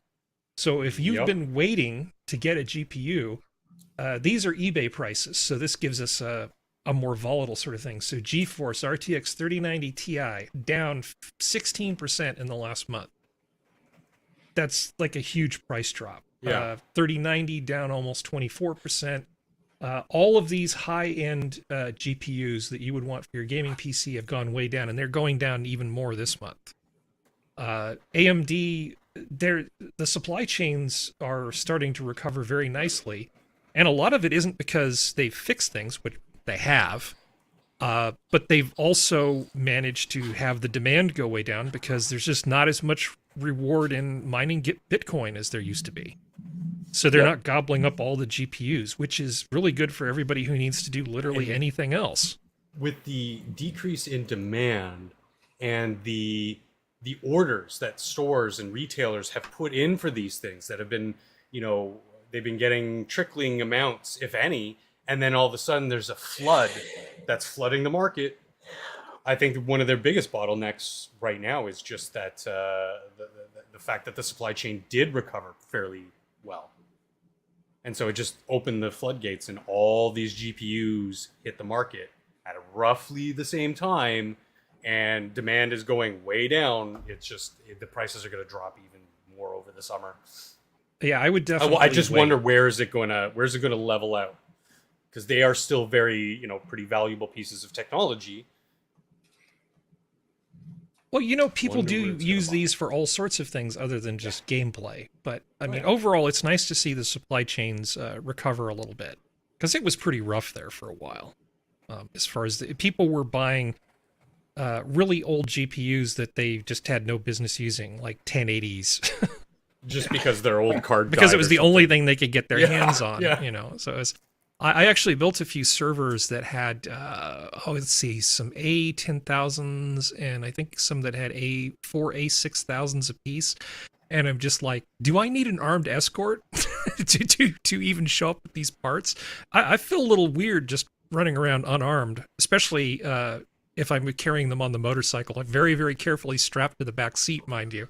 Where I'm riding down the road with, God, what is it, about $24,000 worth of graphics cards. Yep. Luckily, nobody knows. That's the advantage of being anonymous. Nobody knows who I am. Nobody knows what I look like, so they can't knock me over for the GPU cards. Anyway, I thought this was kind of an interesting story. Does anybody have any comments about any aspect of this GPU thing? No, that's a resounding silence. No. We'll close those and we'll move on to the next thing. All right. Did you know that animal adoption is a highly problematic and racist endeavor? I've always said that. I've always said that. Because I was a kid. Yeah, Since I was a kid. I have three articles about this. The first one is Racism in the Dog Community, Adoption and Companionship. Refusing to consider people who don't own their own homes, don't have yards or fenced-in yards, live in certain number of miles from your community, don't feed the high-quality food you feed, and don't have a relationship established with a vet. Those people aren't getting to adopt those fine, crusty white dogs and other animals that are at the shelter. Therefore, pet adoption is racist. There are some things that are considered more heavily, like, yes, if you live in a closet in New York, yeah, I don't think that they should be allowing you to take home a Great Dane or a German Shepherd. Maybe a little toy poodle, okay, fine.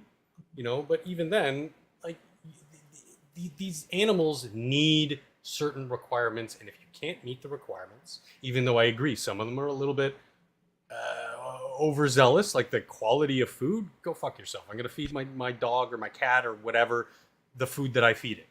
Well, it's a much bigger thing going on here. You see what it is. If when you come down and you say, it says to be aware of these racist barriers. These aren't racist barriers. These are cost barriers. These are the choices people make. Right. And some of those choices are based on how much money you have, how much discretionary income you have. And owning a dog is not a necessity. It is not like medical care or breathing air or drinking water. Yeah. It is a luxury. And so if you say that, no, I have a constitutionally guaranteed right to own a dog and it can be, any dog I want, that's just not going to fly. That's not realistic at all. But that's what this kind of presupposes, is that everybody should have the right to have any dog that they want, regardless of their ability to care for it. Because poor dog owners are just as good as white dog owners. Exactly. Yeah. Paraphrase. I knew what you were doing. Sorry, I got distracted. Yeah, I mean, in terms of the whiteness, the unbearable whiteness of dog adoption or pet adoption, I was thinking about this thing here. This is from the Thrilling Adventure Hour, and I'm not going to play enough of it, but it's Paget Brewster just listing dog breed names.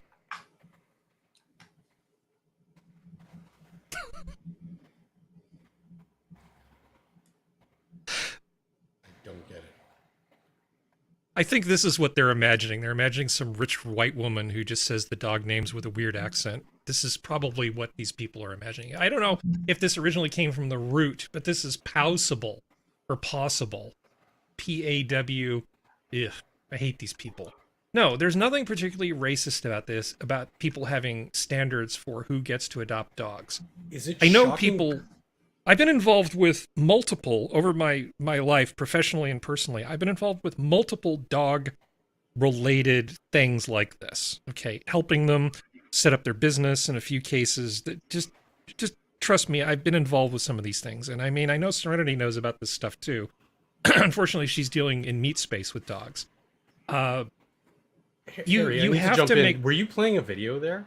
I was trying to. Did it not come through? Oh, no, we were still in the possible article. That's why I was like, I'm confused. What's going on? Oh, sorry, I screwed up. Technical chat was excellence confirming, above like, all it wasn't me things. just tripping. Above all things. But yeah, this to me is a ridiculous article because you can take offense at anything, basically. All these people really care about is the well-being of the dog. They don't care what color your skin is.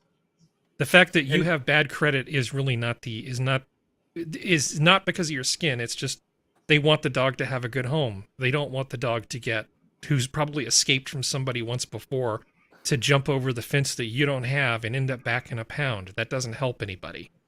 It just creates a lot of churn and chews up resources that they need to help the other dogs. So I don't have a problem with it. This is stupid. But you think this is stupid, it becomes even more stupid when dog adoption is hindered by racism. Many of us want to make a rescue animal part of the family, have experienced the flip side to the problem of abandoned pets, foster groups grilling potential adopters and then rejecting them because they don't meet rigid standards. But what if the standard is race? I was shocked when I adopted a dog earlier this year, and this happened to me. Last spring, when I was living in West Philly, I applied for a small terrier mix named Bear, and his caretaker emailed me and other prospective adopters about his health and temperament, including, apparently, a dash of racism. Something I thought was an old wives' tale apparently is not, the foster parent wrote. She had taken Bear to a Little League game, and Bear had barked at one of the boys. The player was a young black man. No. Uh-oh.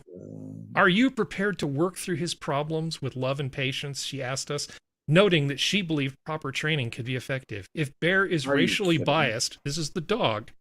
If Bear is racially biased, sorry, wasn't sure what else to say here. Will you work with him on this to desensitize him and train him?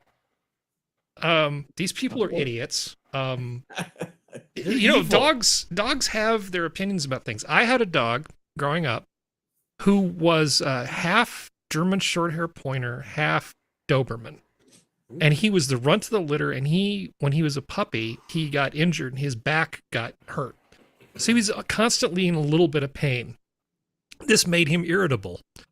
And he didn't like one particular group of people, hippies. He hated hippies with a passion. If a hippie walked across the street in front of the house, he would bark at it until the hippie left. He would try to kill any hippie that he saw. Now, is this a problem for me? Not particularly. I just don't let the dog loose when hippies are around. But just because my dog has hippie phobia doesn't necessarily mean anything. It's a dog, for Christ's sake. The dog has its own ideas about things. What do you want me to do about it?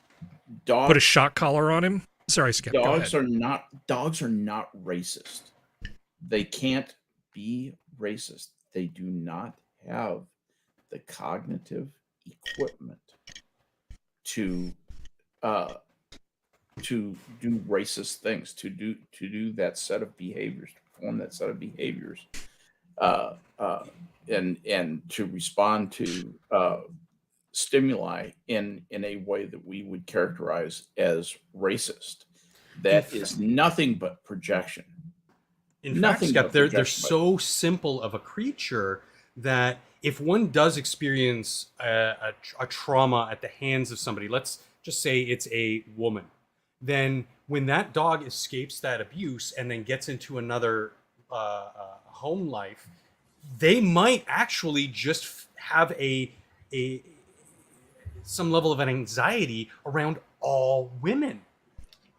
That's how simple their responses become. None of them are bred to be like, or born that, oh, well, this dog hates brown people and this one hates Asian people. No. It's all learned behavior from some kind of trauma, if there is any. So Serenity's back. What do we do about these racist dogs, Serenity? You do what you're supposed to do with dogs, which is you socialize them properly with as many different types of people and things that you can, so this way this doesn't happen. Yeah. Yeah. And these It's people like babies. are truly evil. No, but this dog barked at somebody who was lower on the progressive stack, or wait, higher. I don't know how the progressive stack works, but I know that this person was in a different place. Therefore, the dog is racist, and all the entitled white people get all bent out of shape. It's just this is just such a stupid conversation. I'm having trouble coping with it. Have you ever run into anything like this, Serenity? Oh yeah, no, this was a few years ago. People were talking about how all white babies were inherently racist because white babies had a problem with black people. Yeah.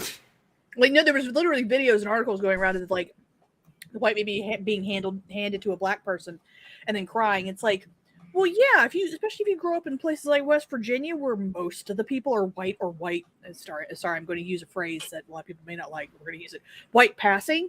Yeah, if they see something that looks completely different, they're going to be like, what the fuck? Yeah, like, yeah. That's the way a baby brain survives, is by not trusting weird stuff. And dogs speaking of brain, you're going to need all of it for what's about to happen. This is the culmination of this topic.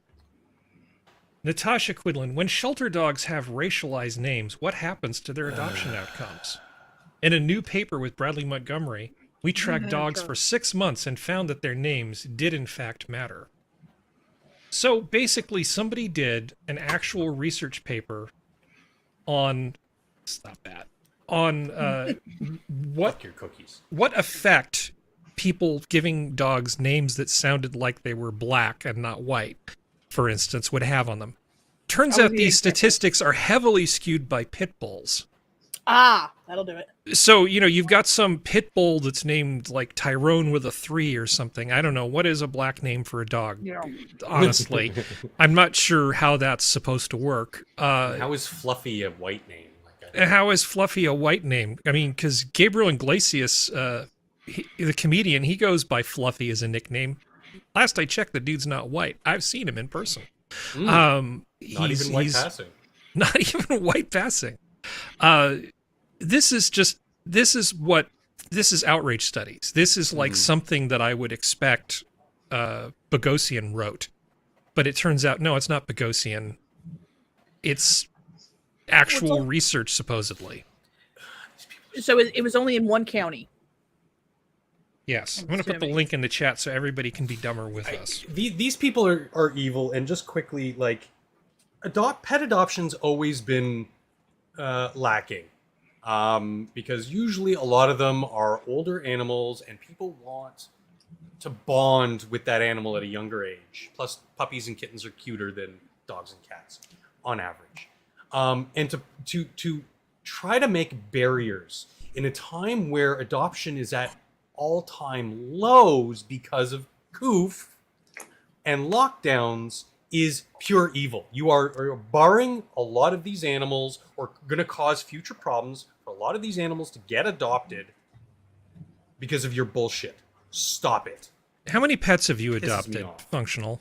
Like 12 in my life. And did you ever, or how often did you even keep the name that they came with from the kennel?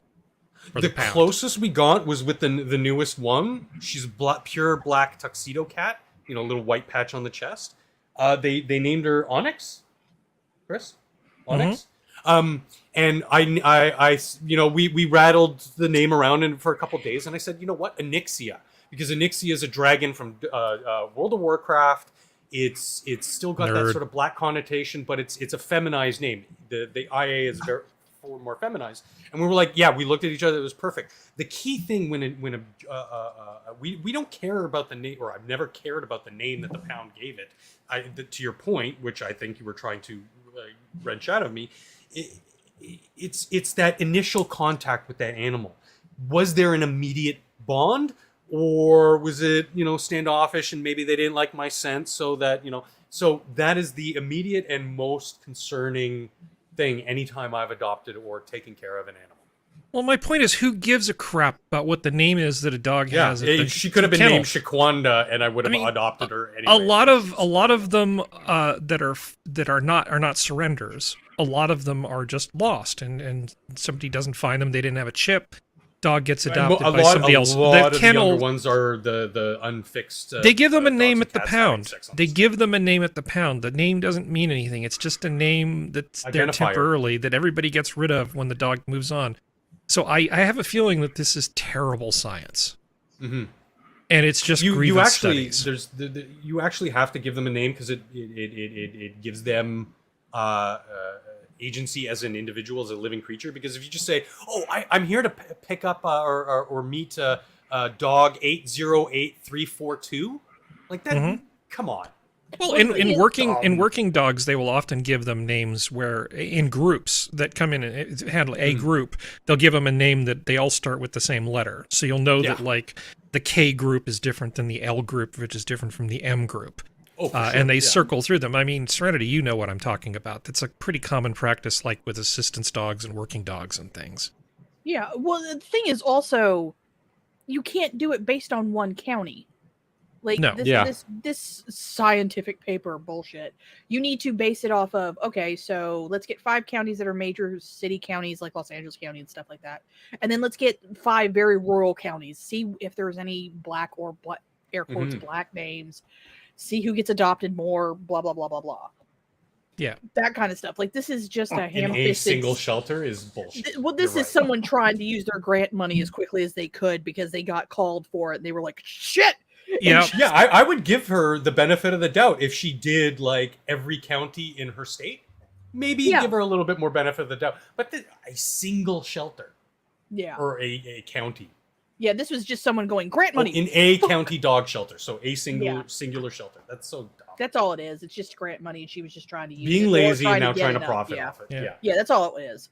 Like it's very, because nobody who actually understands scientific principles only does one county. Yeah. Because most And anybody counties, who's been around a variety of animals like you and I have, and I don't know what everybody else has experienced, like they're so different personality to personality. You can't just look at one shelter and be like, yeah, okay, I've figured out all dogs. Like, come on. only over Yeah. 6 months too. Lady, bite me. 6 Really? months. Well, this is the academy at work. This is what passes for science these days, and God You help need to us. do it over like a decade. All Like right, 6 well, months don't mean shit. And here I am looking at the curvature of space-time in awe, and somebody's I'm writing gonna a old paper yeller getting this paid. topic. We're gonna Yes. put this No. one Take it down. take it out behind Please the barn do. and shoot it. Sorry, yeller. No, not Fluffy. Okay, Oh, speaking of oh, shooting oh. things, Gavin Newsom, gun manufacturers and distributors have been shielded from the mass destruction they caused for too long. Today, California changes that. I just signed a bill that will allow victims of gun violence to sue the makers of these deadly weapons and hold them accountable.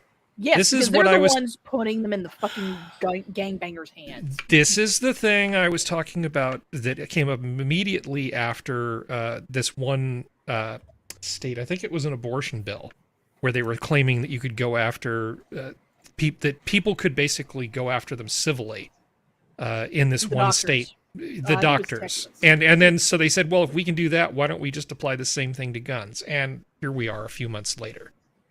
I don't This think is Gavin's that That smart. slippery Yeah. slope isn't so much of a fallacy these days. well, I mean, people like it when the outcome works, but the whole idea that we could just have people sue people and as a means of getting them to behave, it doesn't always work, because this is like a tort law type of thing. Who exactly owes money to who, under which circumstances, and who's culpable? I mean, people just like the outcome, and then they go, well, that's a good law. Well, it was a bad law with the abortion thing, and it's a bad law with the gun thing. You shouldn't have laws like this, full stop. I think this is a Skep question. Skep? Oh, wow, what? Yep. Hello, Joe. Tag in there, Skep. What are we talking about here? We're talking about this stupid Governor laws like Greasier. this law and laws like this, the Gavin Newsom thing with the suing the gun Oh, manufacturers. with the gun manufacturers. Yeah. You know,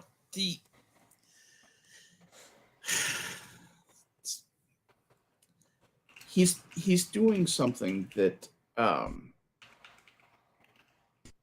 he says now you're going to be able to sue the gun manufacturers. You always could sue the gun manufacturers. Whether or not what he's enacting will be a efficacious way for people to extract money from the gun manufacturers, which is what he wants to do. He basically wants the gun manufacturers out of business. Is highly debatable. One thing about gun manufacturers, they have lots of friends in high places. Remember, I was telling you about all the politicians who are owned by special interests. Gun manufacturers own a lot of those fellas, and it's not just the NRA. There are many supporters of 2A who have lots and lots and lots of money, and they own some politicians too. I don't think that this is going to do much, really. You might have some highly publicized lawsuits that maybe they'll go someplace in a California courtroom. I sort of doubt it. I think they're going to be very vulnerable to appeal, and they're going to be very appealable because this is an area in the law that would be considered fertile ground. Yeah, there's not a lot of precedent around it. There's not a lot of existing case law, and certainly not much legislation surrounding this. So, Newsom thinks he's taken a swing at the gun companies. The gun companies been in this business for a long time. He's basically a naive, never had to work a day in his life politician. The only business he knows is the business of pulling his pants down in public and making a spectacle of himself to get attention. That's essentially been his entire career. And I don't think he's going to have a great deal of luck with this. I'd be very surprised if anything, this changed anything. This is just Gavin Newsom wanting some headlines around his face. This man is going to run for president, and then we're all going to laugh, and God help us if he wins. If he wins, it's going to be very interesting. I think it would break him. I really do. I think so I too. hope it breaks him. Well, California is the gift that just keeps on giving. There's also this bit here. Los Angeles DA Gascon, because nobody sucks like Gascon.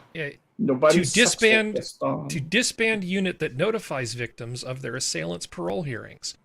So if somebody commits a terrible crime, we shouldn't bother to let the people who have a vested interest in keeping this animal behind bars know about it.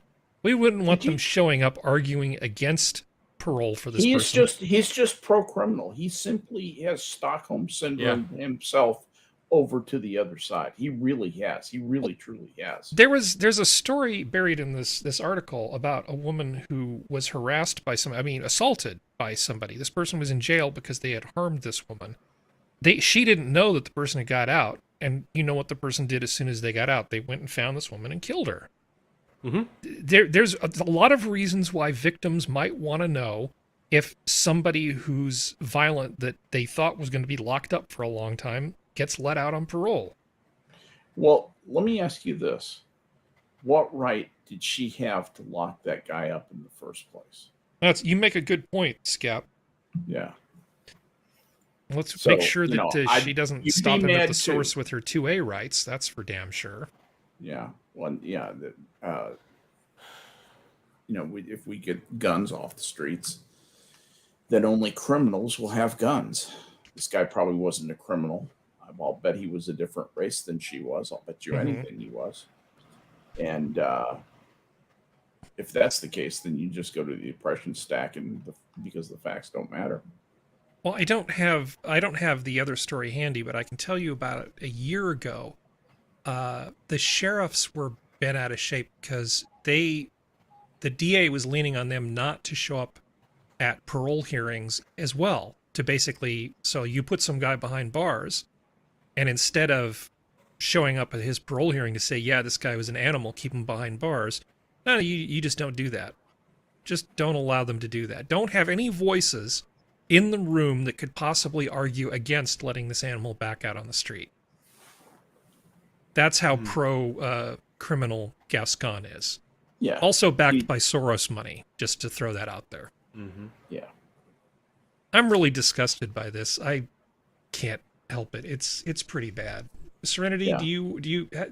I assume West Virginia is nothing like this. I mean, our DAs are very well aware of the fact that they would not live long. It wouldn't They go pulled well this for kind of them. shit. Well, I mean, Also, because even if they got rid of this kind of thing, like my state's a constitutional carry. You can try to come to the house. Someone ain't living. Yeah. Yeah, I'm just really disgusted by this, but there's even more California craziness. So, speaking of criminals in California, Can we just turns out I love Sorry. you, Harry, but I no offense, Harry, and I love you, but can we just cut y'all like off from the side of the country and just push you out to sea? don't just go kinda- all Bond villain on us, Serenity. We're working saying. on it. San Jose residents near underground bunker filled with guns, stolen items demand change. Yeah, it turns out a bunch of homeless people have been ripping off construction sites and people's houses and stuff, and they found like this big underground bunker with $100,000 worth of stuff in it. Because Shocker! I mean, homeless people are not just poor, unfortunate souls who just Well- happen to live on the street because of capitalism. I'm sorry. the question in my mind is, if you're going to go to all the work to build an underground bunker, like you're Saddam Hussein trying to have a spider hole, and you're going to go around stealing a bunch of stuff, and then filling up your underground bunker like you're some kind of dragon with like shitty, that like hangs out at shitty swap meets or something. Why not just get a real job? Mhm. Why are you, if you have the organizational skills to pull something like that off, why are you homeless to begin with? Mm-hmm. This is the same thing I was talking about down in Southern California, where you've got these people with motorhomes that are just camping by the side of the road, and they've got generators set up and they're hauling supplies in and doing all this stuff. It's like, you have the organizational skills to be somebody's employee. Clearly, you've even got the work ethic. Why the hell are you homeless? Why work for the man when you can work for yourself? These are clearly small business owners, Harry. Oh, you're right. I guess this does just make them entrepreneurs, doesn't it? Ay, ay, ay. Yeah, but a lot of construction equipment. When people are actually building houses and things in San Jose, which there's a lot of building in San Jose. It's not like San Francisco where you can't build stuff. San Jose is a very dynamic city, Very. a much better place to live in a lot of respects than San Francisco, because San Francisco is just chronically broken, I'm afraid. But San Jose is a big city, and a lot of people are doing construction. They have to hire lots of security and put cyclone fences and stuff around all these construction sites, because there's a huge problem with people coming in and stealing anything made of metal that they can sell to the scrap recyclers, or worse yet, any kind of tools that people leave behind. It's a big problem because we've got a lot of construction sites. And as far as the guns go, this headline is a little bit hyperbolic, because a lot of what they mean by guns was there was a handful of guns. It was mostly construction stuff. But Yeah, the but police still, just the need to guns are crack not- down on this. This is not a sign of a healthy society. Yeah. That's my only point. It's just not a good thing. But I have more bad news about California. Harry, you're not. I'm going to go full Bond villain. You keep pulling. I this know. shit. So we all know about this sort of headline. This has been around for a couple weeks. Avoiding California shippers clog East Yep. Coast and Gulf ports instead.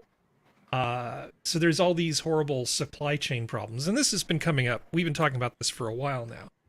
I don't know if you guys were actually aware of this, though. California seems to really hate truckers. They like unions so much that they're actually trying to force all of the independent owner-operators of trucks to become employees instead. Yes. No. So you've basically been independent. You got your own truck. Basically, you're an independent contractor. No, that doesn't fuck stand. You have to become somebody's employee. I will In find California. another place to drive. How many more truckers do you think we're going to lose over this? Plus, there's a second part of this stinking All the good problem. ones. They're not going to allow trucks on the road with engines built before 2010. In because the California? environment. Boy. Yeah. That's insane. Okay, So- they're That's really they're insane. asking for your state to go like full like escape from LA. I'm Like, just waiting for people to rise up and go completely nuts, because I think we've got to be getting close. You're going to is destroy ridiculous. all of the shipping in California with these Yeah. laws. yeah, and as You long can't as lose. as Go long ahead, as the sorry. engines, well, diesel engines are like any engine. Can the older ones be a little bit more environmentally impaired? Yes, but if they're maintained and they're kept up properly, they are much more environmental than a lot of things out there. Like, someone needs to be smacked. Here's the statistic: about 70,000 truckers and 70% of the drayage truckers who work near California seaports are independent owner operators. They're trying to reclassify all of those as employees. That's insane. 70. This is a That's level of insane. insane that I can't. I mean, because all the other stuff is haha funny. You know, California's Yeah. so stupid, right? This is This serious. this is insane. This is absolutely. But this is also insane. serious. It this is. Yeah. Really wrong. This is What- deeply. Well, I want to hear what. Go ahead, Serenity, and then hand it to Skep when you're done. Well, this is really, because when you look at all the stuff that California is doing, it's all, you can tell California's hemorrhaging money Mhm. because of the fact, well, now we have to make you all not state employees, but we have to make you union employees so we can tax you more. Well, because we also get money from the union, so this way the unions make more money too. And then well, Gascon has to do this because budget issues, so this way we have more money. Like, this is just like, this is trying to use band-aids to fix the Titanic. That's what this feels like, because they think we cut certain things and do this and this and this, and money will come in and then we'll be fine. It's like, no, you've not been fine for like 20 years. But I'm sorry, Skep, go on. Well, I was going to add that California has done this before with trying to force people into unions, into collective bargaining agreements. I forget if California is a right to work state. I would imagine it's not, and that they probably have been moving people toward unionization. You know, toward getting away from having all the perks that a private employee or that a personal contractor, a sole proprietor, which is what most truckers have. They have a lot more flexibility, freedom, a lot less visibility to the authorities, and they're hard to put your finger on. And I really think this is probably, as much as anything, is about control, the old bugaboo, control. Well, it is about control, because let's step back just a little bit. The union thing is probably somewhat secondary. It's the employee part of it that's an issue. Because once you become an employee, especially of a company with more than 100 employees, you can do all sorts of things, like force people to take vaccinations. You can force them to sit through seminars where some HR person tells them that they're bad or racist or whatever. You can do all of the progressive things that you want to do once you've kind of got somebody under their thumb as an employee. It's a really terrible thing. I mean, the fact that 70,000 people are choosing to be independent, and then the government's just saying, no, we're just going to reclassify you. They're just going to leave. Yeah. Nearly all of those are just going to leave. They're not Yeah. going to deal with this horse shit. That's exactly I mean, it's right. one thing to do this to Uber drivers, because if people can't get an Uber, that's a problem. But if people literally can't get the things they need to run their business or live, It's that's a much different bigger kind of problem. Yeah. And think about what the economic drain would be if all of that traffic that was coming through California ports goes into these other ports. First of all, it's going to raise your prices because a lot of it's going to have to go through the Panama Canal. But in addition to that, it's going to be a huge loss for California. But the idiots like Lorena Gonzalez, who put together these kinds of laws in the state, don't care about that kind of stuff. She is a complete moron when it comes to these kinds of laws. And this is what happens when you have single party rule. There is there's nothing to basically check or balance anything in California. Whatever stupid brain fart comes out of these people's minds ends up becoming law. And Gavin Newsom typically won't be the adult in the room when it comes to stuff like this. Because we already talked about them putting a tax on people's solar panels. Yes. Yeah, I mean, Which is just that is so blindly insane. I still just can't believe that's going on. I'm just turning into an accelerationist. You know, people say, "Why are you still there?" I'm just waiting for people to for it to get so bad that people can't miss the writing on the wall. It's already in like a 1,000 point font. I don't know what more people need, but will this be the year that California pulls its head out of its ass because it realizes it can't breathe? Next. Or it goes I'm on to you because it's going to go the other way. You're just waiting for it to be like dirt cheap, and then you're going to buy the entire state and be the next you're time. You're going to love Texas, Harry. I am. It's going to be great. We're going to have so much fun. That's good stuff. Shiner's pretty decent beer. Okay, let's see. I think I'm gonna just like with the China thing. I feel for the normal people of California, but your urban centers are fucked. So I'm gonna skip. I'm gonna skip the this Pew Research thing here. This next thing, and I'm going to just talk about this PSA. Everybody saw this PSA, right? The thing that happened in New York. No. God. Okay. Oh yeah. The whole duck and cover thing. Yeah. Here we go. Totally real. So there's been a nuclear attack. Don't ask me how or why. Just know that God the big one. Hi, fellow kids. Okay, so Yes. Hello, what do fellow we do? kids. There are 3 important steps that I want you to remember. Yeah. What are those Step steps? 1, get inside fast. Yeah. You, your friends, your family. You're gonna get die. The government's telling me to you're go gonna die. to basically cower in my home. Gosh, this sounds weirdly familiar. Well, okay, the what first else? thing you need to do is the fallout thing, where you put your thumb up, close your eye, and see how big the cloud is. If it's bigger than your thumb, you're fucked, and you just might as well just stand outside. Well, aren't you a little ray of sunshine? Well, Okay. I'm sorry, that's what the point And is. no, staying in the car is not an option. You need to get into a building and move away from the So they windows. go through this whole thing, and I'll spare you all of this sort of stuff. This is their thing, but I thought just a little trip down memory lane might make Skep happy. Are you guys familiar with this at all? Yeah. Dum-dum, dum-dum. There was a turtle by the name of Bert, and Bert the turtle was very alert. When danger threatened him, he never got hurt. He knew just what to do. The evil monkey. And cover. Duck.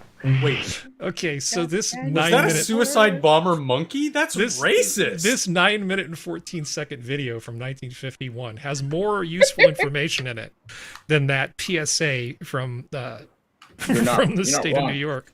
Isn't it interesting where Eric Adams is putting his priorities? Yeah. He cut a PSA for New York in case of nuclear attack. Because what? It does What sort of motivated that? yeah, like why? Yeah, why? I mean, well, when he's not busy telling them to all Budget. be vegan, he needs something else to do. You know, it's and as somebody who actually did duck and cover drills, you know, and we took that very seriously on the morning that Khrushchev blinked. I was in a British school in in the 4th, 5th grade in Belgium. And we had evacuation orders to get to the military aid and assistance group in downtown Brussels, which was the only military activity that the United States had in Belgium at the time. We didn't have any bases in Belgium. We had them in France and Germany, but not in Belgium at that time. You know, my memories of this kind of thing are that was serious business. You know, we didn't. Nobody really thought that duck and covering would save you in the event that you were under nuclear attack. But this was stuff that we took seriously. And this thing that Eric Adams just put out seems like almost like high camp, an attempt at high camp humor, you know, and it just runs all over me. Yeah. Because we can look at these now and be like, these are kind of campy and funny, and we can laugh at them now. Back then, like Skep said, you took the shit seriously because Yeah, you did. and it still is a very real threat in the modern day. Oh yeah. Yeah, I've read It entire could happen. books on this topic. It's- I mean, it's not Yes, we it's both not have. simple. Yeah, we both have, and I have probably read many of the same books you have, including Yes, I'm- the relevant Army Survival Manual.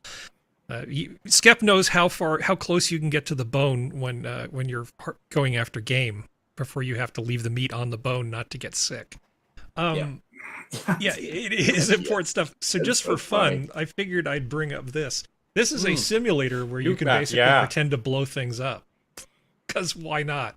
Yep. So this is You essentially put in the type of dropping missile. a 300 kiloton bomb with an airburst on New York City. You know, right in the middle of the island So there. that's 10 Move it. times the size of Hiroshima, right there. Yeah. So if we Very just kiloton change the airburst to something a little better in terms of annoying amounts of fallout, let's just do 5 kilometers and then redetonate this. Ooh, sorry, I didn't mean to do that. Jersey City, hooray! That's a lot of. That's a lot of. This doesn't look so horrible. Yeah. Can we make it bigger? Just Yeah, take a well, bit. we can. At least Hold get to Yonkers. I mean, I'm trying to get the Fallout simulator to work. Oh, here we are. Sorry, radioactive Yeah, I was gonna say you Fallout. need to. I need to select Fallout. I I'm like not how good the at button pretending to says nuke detonate. things. I'm sorry. What do you want from me? Good. I love how the button says detonate. We just can't Jet. get good people nowadays. Okay. And then because So of the here, jet basically, stream- you can simulate the Fallout. This is big fun. Oh, okay. Yeah. Here, let me put this in the chat so other people can have fun after the show. I don't want to. Well, so considering I don't want to Yeah. bogart all of the fun here. Well, considering Quipper said this website gives me nightmares, I don't know if I'll have fun. Are there any other cities that we want to pretend to blow up? Los Angeles. Oh, you want to blow up Los Angeles? Okay, let's No, do no, no, Los San Angeles. Or Francisco. put it right San on- Francisco. Put it right on the San Andreas fault. This way, maybe it breaks California off. and See, you can that's put what out I'm this- talking about. That's the whole thing. Okay, That's there's the Los Bond villain? Angeles. Yeah, there's Los Angeles, 300 kilotons. We could make it a bigger bomb. We could Tsar bomb it. So why not just Tsar What bomb about a it? Merv? Yeah, Tsar. Yeah, no, do a Tsar bomb. Let's That's Tsar 50 bomb meg- 50 megaton. Now we're That's what talking. That's what I'm talking Oh about. boy. Look at that fallout plume. You can Get her duck and cover done. all you want. This has people Yeah. basically getting roasted in Las Vegas from the fallout. I'm okay with that. Yeah. It'll be like don't know. Fallout. When can we Weirdly, schedule this? weirdly specific, but this I mean, realistically, you're not really going after civilian targets. This is where the naivete comes in. Unless your civilian target is near a secondary or tertiary military target, the likelihood that they're going to just bomb that city is fairly low. I'm not even Yeah. going to look at chat because I'm sure they're telling me I'm an idiot right now. But normally, when you're looking at a nuclear exchange, what you would be, unless it's a terrorist thing, right? But if you're looking at a nuclear exchange, you would be looking at trying to saturation bomb primary targets, usually things that can shoot back at them. Right? Yeah. And then you move down to secondary targets and tertiary targets. You'd be trying to take out the other silos that you know the existence of and stuff like Right, that. and if you happen to live near like a command control infrastructure node, like a nexus for that type of stuff, you might as well just drive toward the bright light. I mean, there's yeah, no Colorado, you're gone. yeah, or there used to be a place in Sunnyvale that Yeah. was a high security nexus for that sort of stuff. I would imagine that anybody trying to do real damage, a preemptive strike, if you will, would target something like the Pentagon, White House. Well, the Congress. point being, I'm not even really sure what the point would be of somebody nuking the parts of New York City that they're trying to reach with this PSA. Sorry, I'm being very clumsy and very roundabout. I'm not really sure No, it what the doesn't make threat any model is. If you were talking about a terrorist type of thing, there wouldn't be any duck and cover. It would come with no notice From within. Yeah, whatsoever. You know, I and think- it would I think probably the- be like a dirty bomb. In which case, Maybe duck I'm and cover doesn't help stretching you. here, but Yeah. the logic is it's a coastal city that should something get like deeper in would probably be shot down by fighter jets or something. I don't know. I'm stretching. I'm trying to.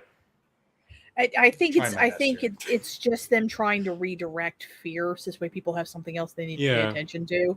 Because, like, let's face facts, there's a lot of people who live in everywhere, not just major cities, but and statistically speaking, they're more likely to be a larger dosage in large cities who have massive anxiety, and you just need them to be just stay indoors at all times. You if you the Russians and the Americans both have the technology to basically dial the yield in for a warhead when they decide to launch it. So if they were going after something in a shipyard, they would size the explosion to destroy the shipyard, not to just gratuitously take out a few million people surrounding the shipyard. Because it kind of defeats the purpose unless you're trying to wipe out all human life, which most, unless they're insane or a Bond villain, are Really not not the idea. do. Not generally the idea. I've been working on on this website.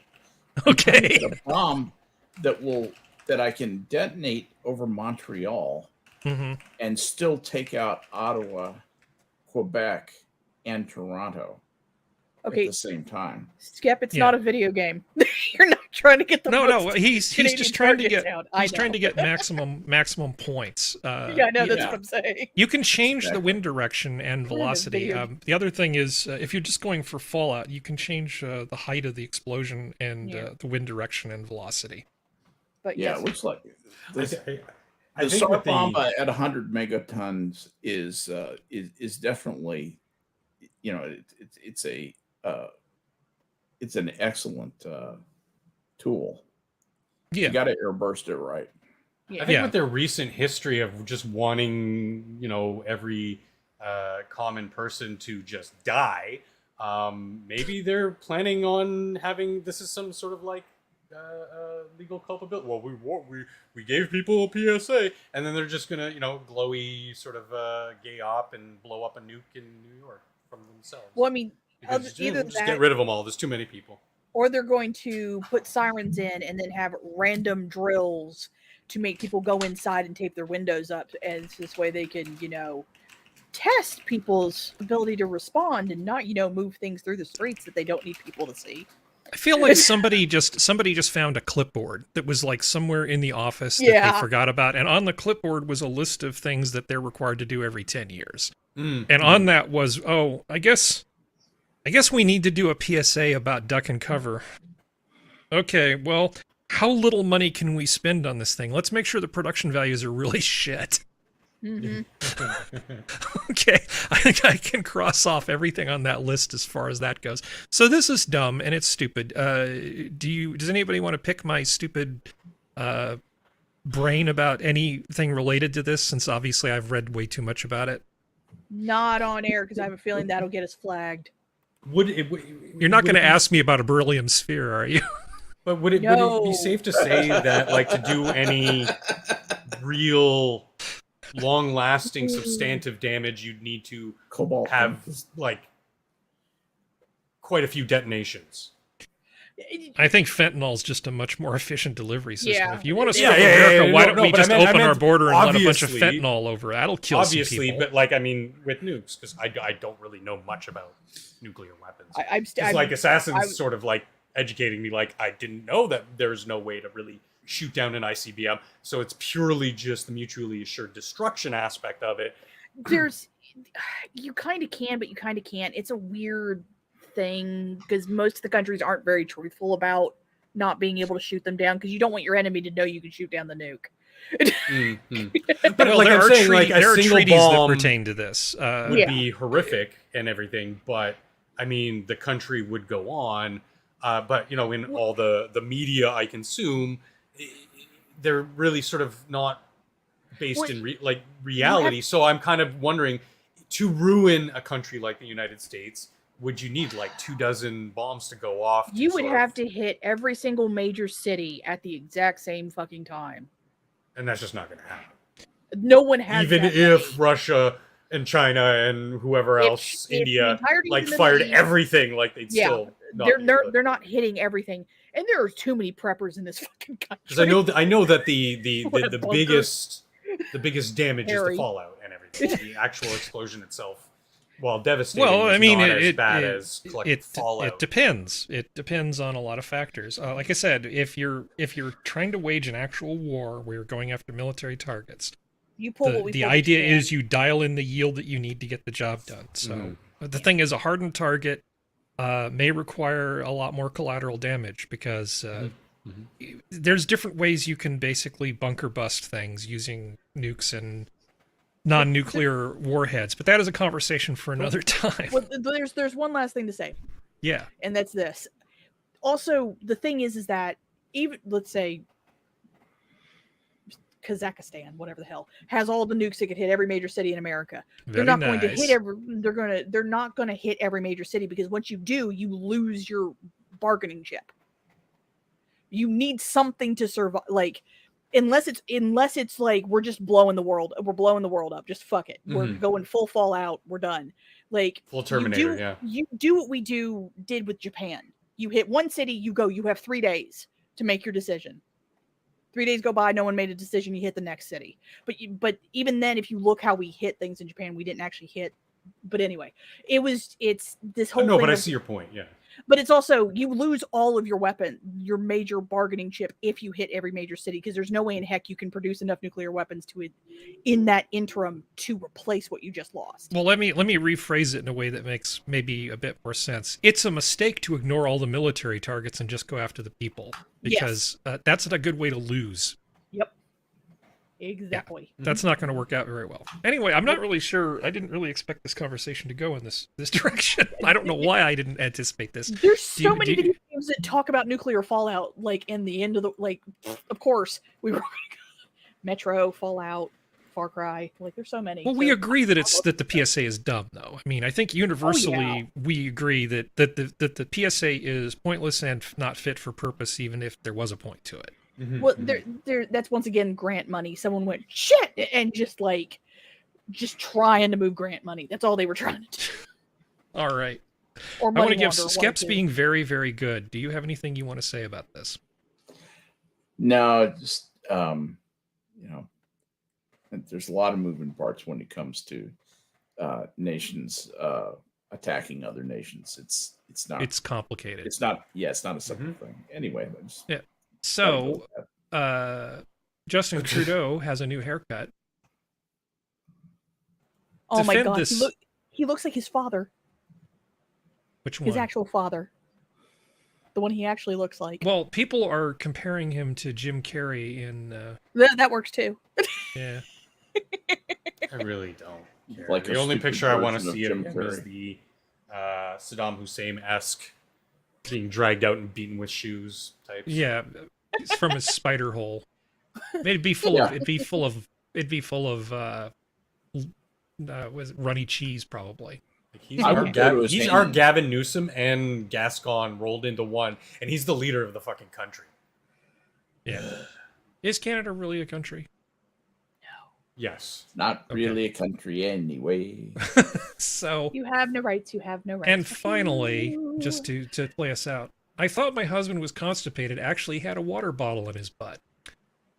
A guy God damn really it, did have Geodes. something up his butt. A married man from Iran is recovering after doctors removed a Oh. 7.5-inch Married. water bottle from his rectum. The goat I wasn't mean, enough serenity. obviously mistakes were made. I mean, do you see this this X-ray? I see this X-ray, but that the position of the bottle tells me it was intentional placement up there, not accidental setting on. I don't think he slipped. I'm going to Yeah. go with that Not with the- mistakes. not with the bottle mistakes were cap. made. I think someone was looking for fun times and went, Yeah, I don't know. Tal. and because I don't you know. don't, if you accidentally sit on it, you don't have the bottle cap at the outside, not the inside. Well, I mean, you have to give him. You have to give this guy credit. I mean, first of all, he managed to insert this thing, which is about as wide as he is, apparently. Which means he's done it more than once. And second of all, he actually was able to walk around and have a conversation with his wife about whether he was constipated or not. Once again, Yeah, I state it means yeah. he's done it more than once. You Yeah. don't think it's the water bottle up there that's preventing me from going? No, that's you're just constipated. Yeah, like how do you forget you put a water bottle up your booty? Yeah, like how does this that is happen?